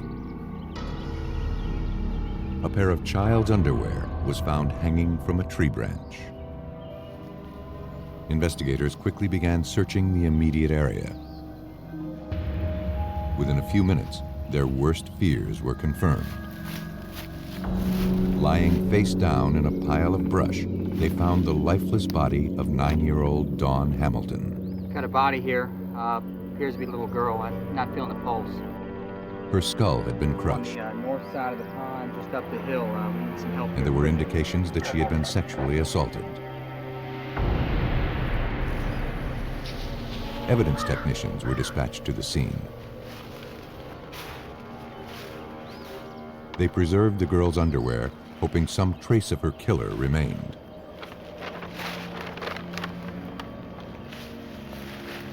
Investigators collected a large piece of cinder block found near the victim's head. It appeared to be consistent with having caused the trauma to Dawn's skull. The body was removed from the scene and sent to the medical examiner's office for autopsy. Word of the young girl's death quickly spread through the city. Tony Pipitone, a reporter for the Baltimore Evening Sun at the time of the homicide, followed the investigation. The murder of Dawn Hamilton would soon become front-page news. This was a huge story for this area. I mean, it's not every day a 9-year-old girl disappears and then turns up murdered. There were a lot of people out there. There was a lot of concern about who the killer was and whether they would find this killer. Investigators hoped the autopsy might provide some clues to the killer's identity. The medical examiner determined that Dawn Hamilton had not died as a result of the blunt force trauma to the head. After being beaten, she was then strangled. Though there were also indications that the young girl had been sexually assaulted, the medical examiner found no evidence of rape. However, a minuscule amount of biological evidence was recovered from the underwear. The samples were collected and analyzed, but in the days before DNA testing was available, examiners were unable to provide police with a specific genetic profile of the killer. Investigators turned to the public for help, but no leads were developed. I want to ask you about what happened at the pond. But a short while later, 2 boys from the Rosedale neighborhood came in to speak with police. They had seen Dawn with a strange man at the pond just hours before the young girl's body was found. The boys had been searching the area for turtles earlier that morning. When they spotted a stranger fishing by the side of the pond, they decided to show off their catch. Lisa! As they were talking to the man, Dawn Hamilton emerged from the woods. She was looking for her cousin Lisa and asked if the boys would help her.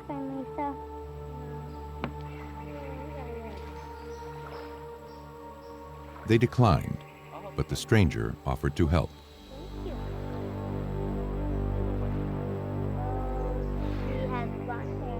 Moments later, Dawn disappeared into the woods with the man. The boys described the stranger as being about 6'5", having curly blonde hair and a mustache. With the help of a police sketch artist, the face of the murder suspect began to take shape. For everyone following the investigation, it was clear that this was a huge break for police. They had the 2 boys who had seen her go down this trail with this man who had offered to help her find her friend. And they believed whoever that man was would be key to solving this case. The composite sketch of Dawn Hamilton's suspected killer was quickly distributed through the media. Police also took the drawing door to door throughout Rosedale. Several neighbors claimed to have seen the man lurking around the area on the day of the murder.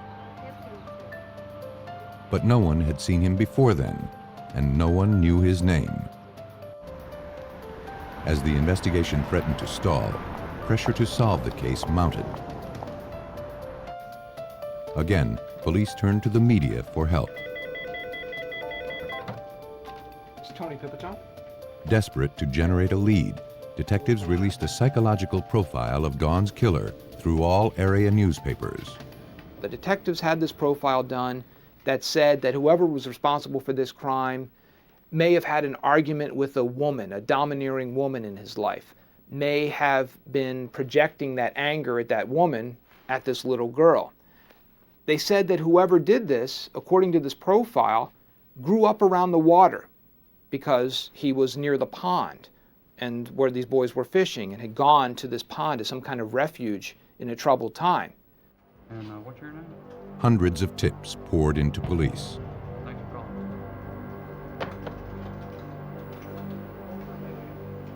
One anonymous caller said he recognized the composite and the psychological description as a man he knew named Kirk Bloodsworth. A detective who overheard the conversation was familiar with that name. Kirk Bloodsworth had been reported missing by his wife, and the report was filed shortly after Dawn Hamilton was found murdered. Believing there may be a connection, investigators quickly arranged to speak with Bloodsworth's wife. She said in the weeks before Dawn's murder, she and her husband's marriage began to deteriorate. We had a big fight last week. And why hasn't it been paid yet? Throwing things at me. Kirk accused her of spending beyond their means. Frustrated, she fought with him constantly. As the tensions mounted, Kirk became distant and preoccupied. A week or so after Dawn's murder, Kirk disappeared. She hadn't heard from him since. How long had he been missing when you called the report? Investigators realized that Kirk Bloodsworth was involved in a turbulent relationship. just as the profile of the killer had indicated. Well, think we got everything? And, like the profile also suggested, he was drawn to the water. Kirk's wife said that her husband may have returned to his hometown, located on the Chesapeake Bay. Using that profile, it all fit together. Kirk Bloodsworth grew up on the eastern shore of Maryland. He was from a fisherman family. Kirk Bloodsworth was now the prime suspect in the murder of 9-year-old Dawn Hamilton. But as long as his whereabouts remained uncertain, so did the prospects of solving this case. Authorities in the Baltimore, Maryland suburb of Rosedale believed they had finally identified a suspect in the brutal sexual assault and murder of 9-year-old Dawn Hamilton, whose body was discovered in a wooded area a few hundred yards from her home. An anonymous caller had identified a composite sketch of the suspect as resembling a man named Kirk Bloodsworth, who disappeared a week after the murder. Bloodsworth's wife speculated he had returned to his hometown of Cambridge on Maryland's eastern shore. Police canvassed the small fishing community. They located one of Bloodsworth's friends. He confirmed that the suspect had in fact recently returned to Cambridge. Bloodsworth told him that he had done something terrible and couldn't return to Baltimore. The friend didn't ask any more questions. He told police where Bloodsworth was currently staying. The suspect was contacted and brought in for questioning. Though Kirk Bloodsworth denied any involvement in the homicide, he was unable to recount exactly where he was at the time the murder occurred. Detectives next asked him what he had done that was so terrible that he couldn't return to Baltimore. Bloodsworth responded that he had failed to take his wife out for a taco salad dinner, and he knew she would never forgive him. To police, the explanation was ludicrous. Investigators produced a large piece of cinder block, similar to the one found at the crime scene, and a photo of the victim to see how the suspect would react. They placed the rock in the interview room without referring to it specifically, and they watched his reaction. And I remember one of the detectives saying you could see him just kept going, staring back at that rock. You know, his eyes would shift back at that rock, back at that rock. Everything about the suspect led authorities to believe that he was Dawn Hamilton's killer. Now, 2 decades later, Kirk Bloodsworth recalls that there was nothing he could have said to convince them he was not involved in the murder. And they kept drilling me, and all I kept saying was, I didn't do it. I'm telling you, I didn't do it. No, I might not know exactly where I was right then and there, right now, but I didn't do it. I know whatever it wasn't killing a little girl that day. Stop me, all right? But the evidence continued to suggest otherwise. The boys who helped create the composite sketch of the suspect were shown a photo lineup. Though Bloodsworth was shorter and heavier than the boys had described, and his hair was a different color, they picked him out as the man they had seen with Dawn near the pond. Several Rosedale residents also identified photographs of Bloodsworth as the man they saw hanging around the day of the murder. In the early morning hours of August 9, 1984, police traveled to Bloodsworth's cousin's home on the eastern shore, where he was staying at the time. It was 2:45 in the morning, and they said, there he is. And I physically turned around and looked the other way because I was expecting them to see, my cousin's boyfriend or something, or somebody else, not me. And I was just in total shock by the fact that there was 20 people on the lawn with guns and police cars. They were surrounded the house, front and back, all over the place. Dawn Hamilton. Kirk Bloodsworth was charged with first-degree murder. And though the case against him was circumstantial, prosecutors sought the harshest penalty. You had the boys who identified him as being the man that went in the woods with Dawn Hamilton. It was eyewitness identification. There was nothing forensically solid placing him at the scene or placing him as a killer of this girl. Still, it took less than 3 hours for the jury to find the defendant guilty of murder and sexual assault. 2 weeks later, 21-year-old Kirk Bloodsworth returned for sentencing. Kirk stood up and said, "This is a travesty. This is misjustice. He would never do that to a girl." The judge sentenced him to death. You know, one of the most horrible feelings I ever had was when they sentenced me to death and the courtroom erupted in applause for my execution. From prison, Bloodsworth committed himself to overturning his conviction. He eventually received an appeal, and at a second trial, the judge commuted his death sentence to 2 consecutive life terms. But for a man claiming he had nothing to do with the murder of Dawn Hamilton, that was hardly a consolation. Kirk Bloodsworth dedicated himself to finding irrefutable proof of his innocence, no matter how long it took. 8 years into a double life sentence for the murder of 9-year-old Dawn Hamilton, Kirk Bloodsworth was no closer to convincing Maryland authorities that he had been wrongly convicted. I talked to anyone and everyone that I could. The person in the visiting room that I didn't even know, the guard that was walking me from there, the dental technician at sick call, the priest that comes see me every week. I wrote thousands of letters over the 8-year period. I just kept trying to get somebody to listen to me. And all it did was fall on deaf ears. Then, several years later, he learned of a new forensic technology where DNA analysis was being used to convict criminals. Bloodsworth had an idea. I thought, well, if it can implicate somebody and prove that they did do it, it can also exonerate a person, set them free.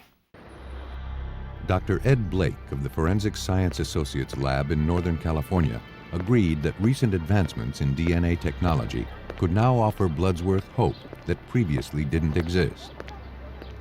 Well, at the time that Dawn Hamilton was murdered, there was no DNA technology for all intents and purposes. It's not that the science didn't know about DNA. Certainly, generally, science did know about DNA. It's just that the technology for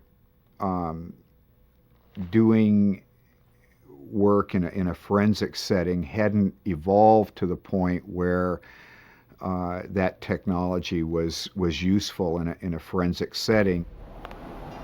Fortunately for Kirk Bloodsworth, things had changed since the mid-1980s.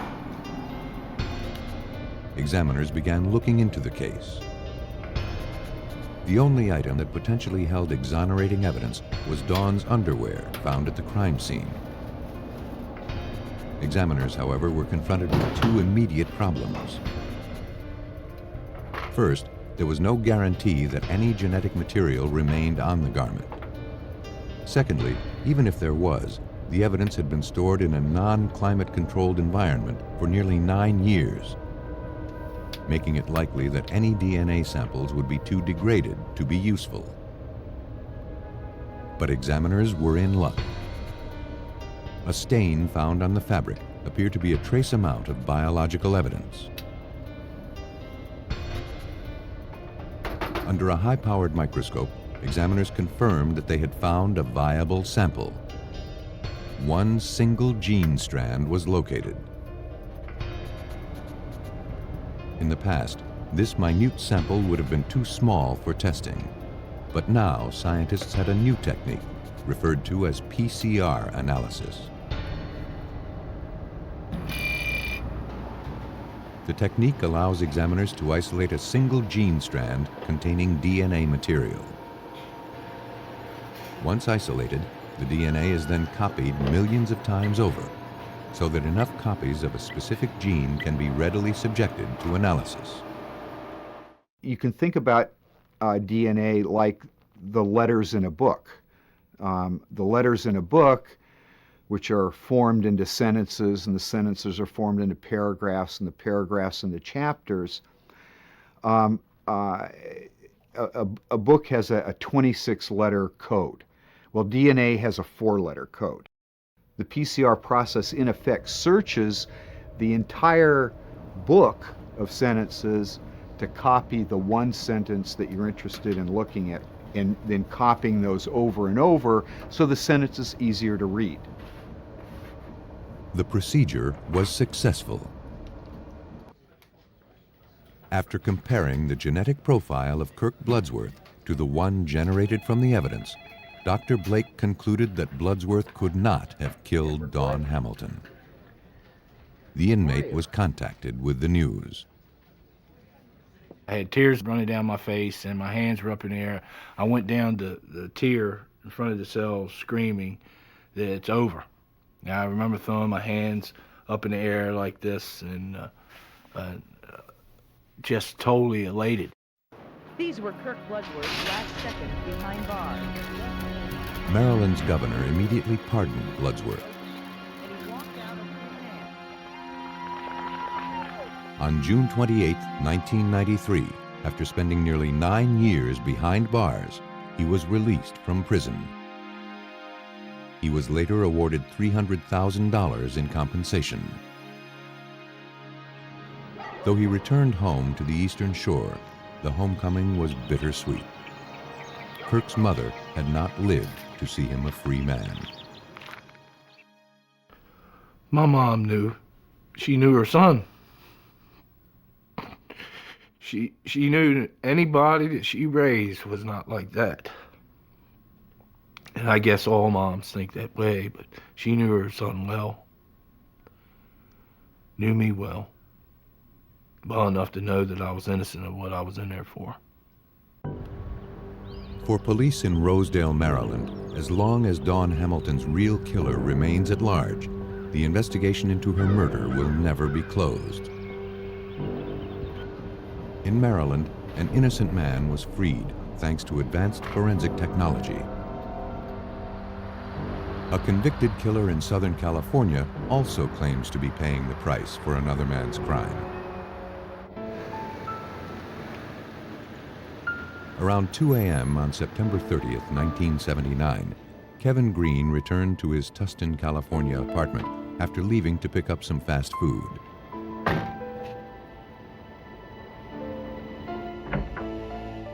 Though he was only gone for half an hour, clothes were now scattered around the residence. On the couple's bed, he found his pregnant wife, Diana, unconscious.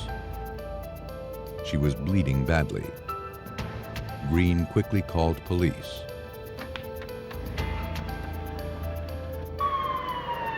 Police and emergency personnel raced to the scene. Diana was alive, but in critical condition. She had been savagely beaten. After stabilizing the victim, paramedics rushed Diana to the hospital. There, the 20-year-old expectant mother lapsed into a coma.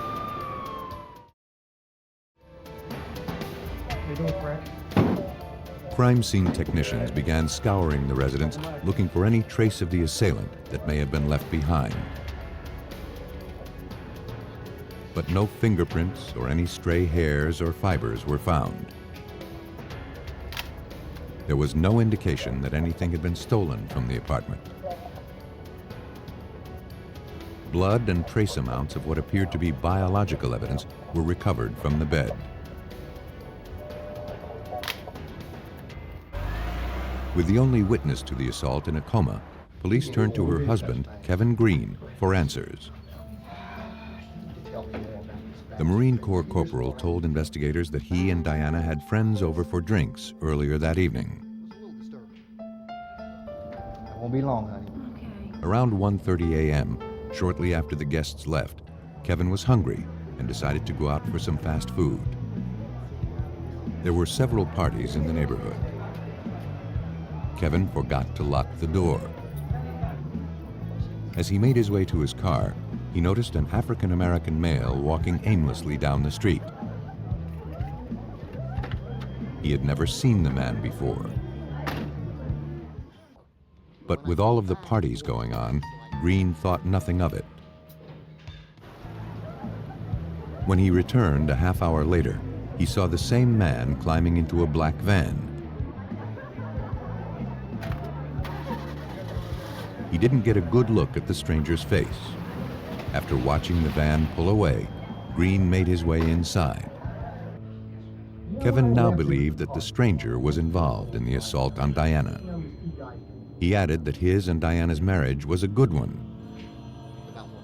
To this day, Kevin Green can't imagine why anyone would have attacked his wife.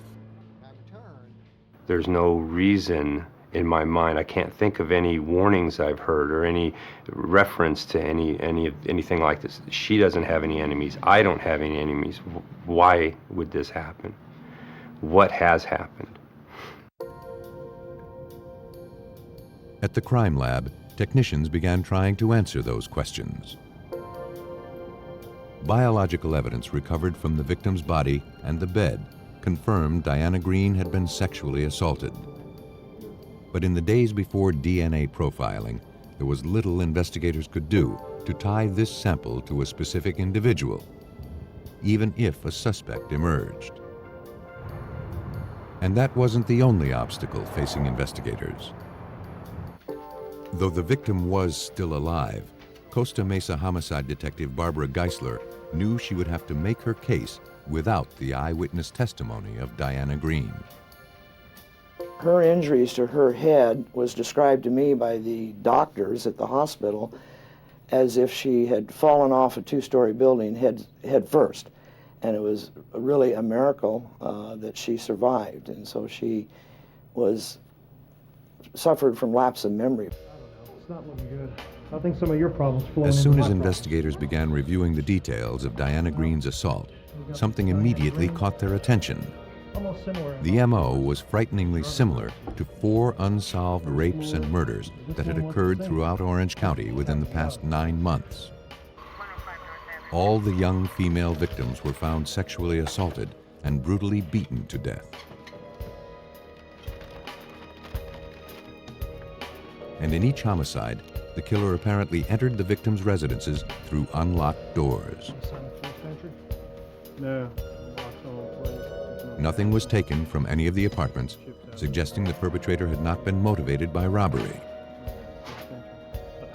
Though Diana was the only victim who was married and the only victim to have survived, detectives were convinced the crimes were connected.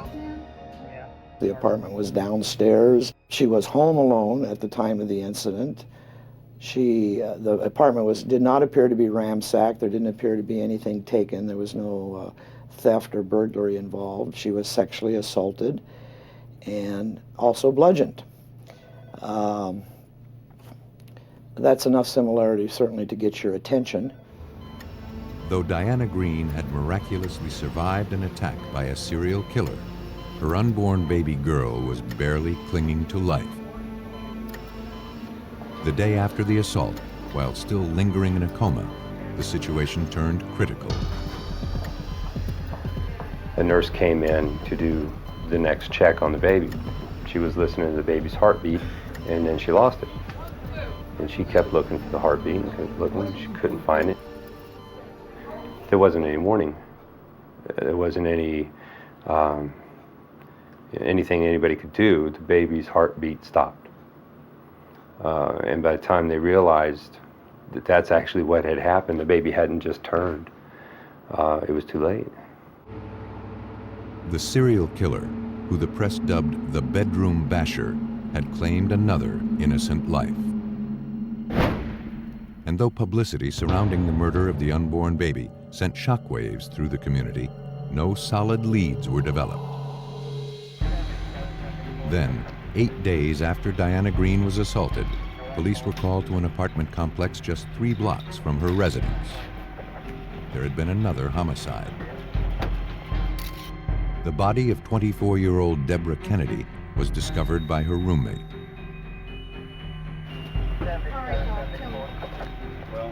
The coroner at the scene concluded that the young woman had been sexually assaulted and bludgeoned to death in her first-floor apartment. Police were able to collect biological evidence of rape, but no other clues to the killer's identity were found. Tustin Police Lieutenant Bill Fisher was assigned the case. It was clear to him that Deborah Kennedy and Diana Green had both been victimized by the same predator. So we found that they were both in their early 20s. They lived about a mile and a half apart from one another. The attacks themselves were both very similar, blows to the forehead with some kind of a blunt object, and they had both been sexually assaulted. There had now been 6 similar attacks in less than a year. 5 women and an unborn baby were dead. Detectives had no leads. It's difficult to say. And though Diana had emerged from her coma, the injuries to her brain were taking longer to heal than expected. Without her testimony, identifying the bedroom basher would be difficult. A month later, after being released from the hospital, Diana was finally getting her memory back. And she was anxious to meet with police. Though she had not regained her speech, she was able to communicate the identity of her attacker. You know what he hit you with? The person responsible for the death of her baby was not a stranger. It was her husband, Kevin Green. Remember what he hit you with? Police in Costa Mesa and Tustin, California, struggled to identify a suspect in a string of brutal sexual assaults that had claimed the lives of 5 women and 1 unborn child. 20-year-old Diana Green, who lost her baby as a result of a brutal beating by the suspected serial killer, finally regained her memory of the attack and then filed an official statement with police. Detective Barbara Geisler reviewed Diana's testimony. Diana claimed that her husband, Marine Corps Corporal Kevin Green, was her assailant. According to Diana, on the night she was assaulted, she and Kevin had a heated argument. Kevin wanted to have sex, but Diana, then 9 months pregnant, refused his advances. As a result, Kevin attacked her, smashing her in the forehead with his keychain before raping her. Suddenly, investigators had to consider that Kevin Green was also responsible for the other 5 unsolved homicides throughout Orange County. But after retracing his movements over the previous year, it was clear that he could not be the bedroom basher. However, he could have staged the attack on his wife to make it look like the crime of the serial killer. In fact, the phrase that was coined at that time, and I think is used today, is that possibly the husband had committed the crime, quote unquote, as a look-alike, keeping in mind all of the homicides that were occurring had been publicized greatly throughout the counties. To confirm their suspicions, police began interviewing the couple's friends and associates. Though Kevin had told police his marriage to Diana was solid, one of the couple's neighbors said that the two would often have heated arguments that could be heard throughout the complex. Investigators next interviewed the couple that had spent time with Kevin and Diana just hours before the assault. They described a tense relationship. They recalled that just after Diana learned she was pregnant, Kevin became abusive toward her during dinner one night. He was convinced she would use the pregnancy to avoid being intimate with him.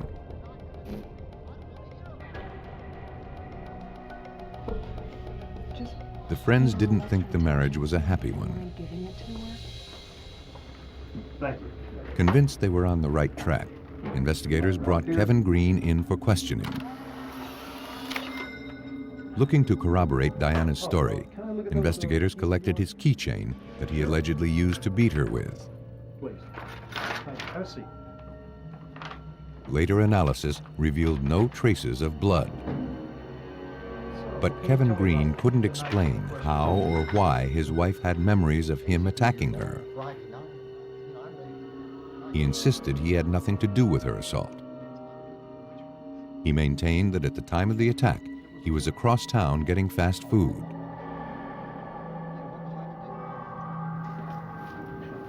For Lieutenant Bill Fisher of the Tustin Police Department, something about the suspect's alibi was suspicious. One of the things that didn't make a whole lot of sense to us is that the fast food place he went to was an identical one to a fast food restaurant that was directly across the street from where he lived. Both restaurants were open 24 hours for drive-through purposes at the time of the crime. Yet he chose to bypass the one that was across the street and drive to the same type of establishment in the community next door. Looking to catch Kevin Green in a lie, investigators interviewed the store employee who had worked the night he allegedly pulled into the drive-thru. The clerk confirmed Kevin Green's story. She remembered serving him around 1:30 or 2 a.m. on the night of the assault. Appreciate it. The information appeared to be a setback for investigators. But when they factored the driving distance into a timeline of the evening, police realized that Kevin would have had just enough time to attack his wife and establish an alibi. More importantly, the suspect could not explain away the eyewitness testimony of his own wife. She was so emphatic about the fact that it was Kevin that attacked her. We were unable to show anything different. On November 30th, 1980, the Marine Corps corporal was handed over to police and placed under arrest. Green maintained his innocence, convinced that the real culprit was the stranger he had seen outside his apartment the night of the assault. Police felt otherwise. They arrested me and threw me in jail on first-degree murder, attempted murder, and 2 counts of assault with a deadly weapon with great bodily injury. $250,000 bail and headlines for all the world to see.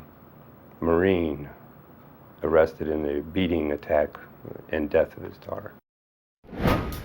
Kevin Green mounted a strong defense at trial, but Diana's emotional testimony won over the jury.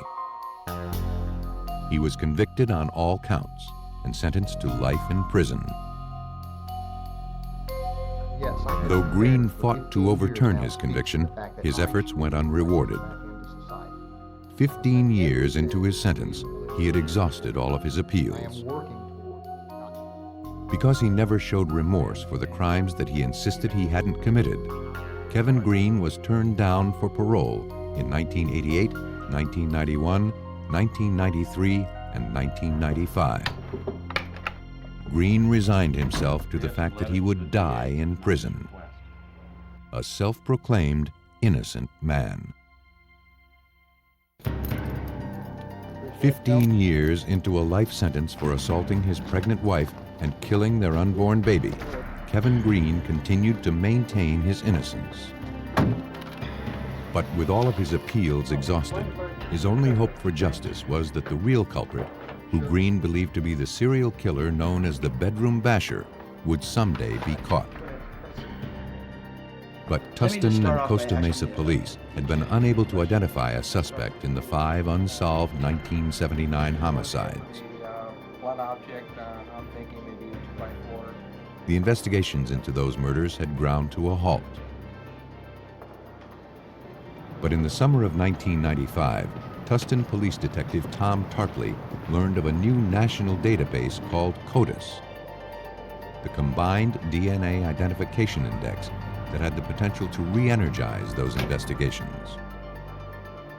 We were instructed that a database existed in which you could take evidence from unsolved cases, develop a genetic profile from that evidence, and then that evidence would be put into a computer which is maintained by the state of California that holds genetic profiles of known offenders, people who are in prison or have been convicted of certain serious crimes. So you could take the two genetic profiles and see if there was a match between the unsolved case and the known offender. Detective Tarpley requested the case files for any of the unsolved serial murders that contained potential DNA evidence. Here's that file. Lieutenant Bill Fisher, who had also worked the case against Kevin Green, had one. He turned over the file of 24-year-old Deborah Kennedy, who was bludgeoned to death within days of the assault on Diana Green. When Lieutenant Fisher brought me the Deborah Kennedy case file, I went through that file looking at the physical evidence, and it appeared that there was a rape kit that was taken at the time of her discovery. Hoping to close one of the unsolved bedroom basher murders, detectives retrieved the sexual assault kit and sent it to the Orange County Sheriff's Crime Lab for analysis. But now, more than 16 years since the specimen was collected, criminalist Frank Fitzpatrick wasn't sure if the old sample would be of any use. The problem was that the sexual assault kit had not been refrigerated, had not been frozen, and we really had no idea of what kind of shape this biological evidence was going to be in. We asked one of our DNA analysts to work through the night and to see what they could do with trying to extract some DNA from this. Technicians were in luck. Trace amounts of genetic material were extracted from a clipping of Deborah Kennedy's bed sheets. Using the PCR technique, the DNA was then copied so that criminalists would have enough material to test. The analysis produced a genetic profile of Deborah Kennedy's killer. When investigators entered the profile into the CODIS database, they found an identical match.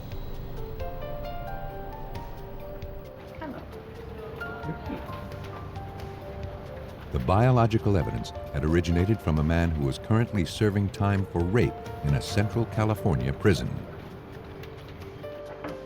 Investigators went to the jail to question 40-year-old Gerald Parker, now linked to one of the bedroom basher murders. Though he was indirect and evasive, Parker implied that he was responsible for the Kennedy murder. He did not, for example, come out and say, "I did this." He just would not say that I didn't do this, which sometimes is just as good as an admission. So it was kind of a game of cat and mouse at that point. Investigators persisted, and finally Parker admitted to killing Deborah Kennedy. And there was another attack he wanted to talk about. Gerald Parker, a former Marine, claimed that he was the man who had assaulted Diana Green back in 1979. Her husband, Kevin Green, was innocent. Parker said that on September 30th, 1979, he slipped into the Greens' apartment after seeing Kevin get into his car and leave.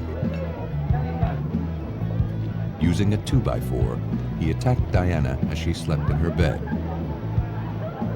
He then sexually assaulted her and made his way out of the apartment. He completed his brutal attack in less than half an hour and left the apartment just as Kevin returned home. Though police were unable to explain Diana's memory of the assault, they were now confronted with the possibility that Kevin Green may have been innocent after all. My feeling was, we've got a big problem here. You know, we've got a guy that is in prison, locked up for a number of years for murder that he didn't commit, but it became our job to show that Parker was in fact the real killer, and that's where the human element came in. We had to get that information from him that could ultimately set Kevin Green free if in fact he wasn't the offender. And the best way to do that was through the physical evidence. The biological samples recovered from the Diana Green case and samples from all of the unsolved bedroom basher murders were sent out for a DNA analysis. At the Orange County Sheriff's Crime Lab, examiners generated a genetic profile of all of the samples. They all shared the same genetic code. And they had all originated from Gerald Parker. The findings were passed on to investigators. So now we had conclusive physical evidence as well as testimonial evidence that Gerald Parker was there and that he raped Diana Green. That then created a reasonable doubt in all of our minds in law enforcement that we could not stand by the conviction of Kevin Green anymore, and the process then began to free him. On June 20th, 1996, after being locked up for nearly 17 years, Kevin Green was released from prison. After being driven to the airport by detectives, he made his first phone call as a free man. I called my dad and I asked him, I said, guess where I'm at? And he'd always thought I would try to escape, so he says, well, I know where you're supposed to be. Told him I'm in the Salinas airport and they're taking me down to Orange County to let me go. I'm coming home. And it was just stunned silence there for a minute, and he says, do you have handcuffs on? I said, nope. And so he believed at that moment that something, a convicted murderer is not leaving a prison without handcuffs unless he ain't coming back. In 1998, Gerald Parker was tried and convicted of the assault on Diana Green and the murder of her unborn child. He was also found guilty of slaying the other 5 bedroom basher victims. Gerald Parker was sentenced to death. My opinion of the DNA database is that it's probably the single greatest thing to ever happen to law enforcement and into the criminal justice system. Not only can you convict people of crimes that would have gotten away with serious crimes such as rape and murder, but you can also, as we see in the Kevin Green case, free people that were erroneously convicted. Kevin Green returned to his hometown in the Midwest. And though he has remarried and gotten on with his life, this experience will always be with him. An experience like this, like any other experience in life, is going to change you. Time went by. I changed in a lot of ways. I grew up. I became more mature. I got a good education, which is very important. I learned how to read a lot better. I graduated high school by the skin of my teeth. I graduated college in prison with an A average. So it wasn't my lack of intelligence, it was my lack of focus. I understand, I think, a lot more about life. I'm willing to accept a lot of things easier than people around me do, because I feel like God has a plan and a reason for things to happen in certain ways. The experiences of people like Kirk Bloodsworth and Kevin Green have not gone unnoticed.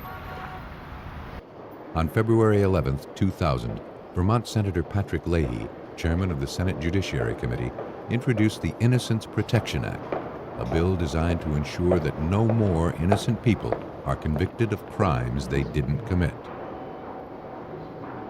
If you're going to say you're going to put somebody behind bars for all their life, or you're going to execute them, that's a pretty major step for society to take.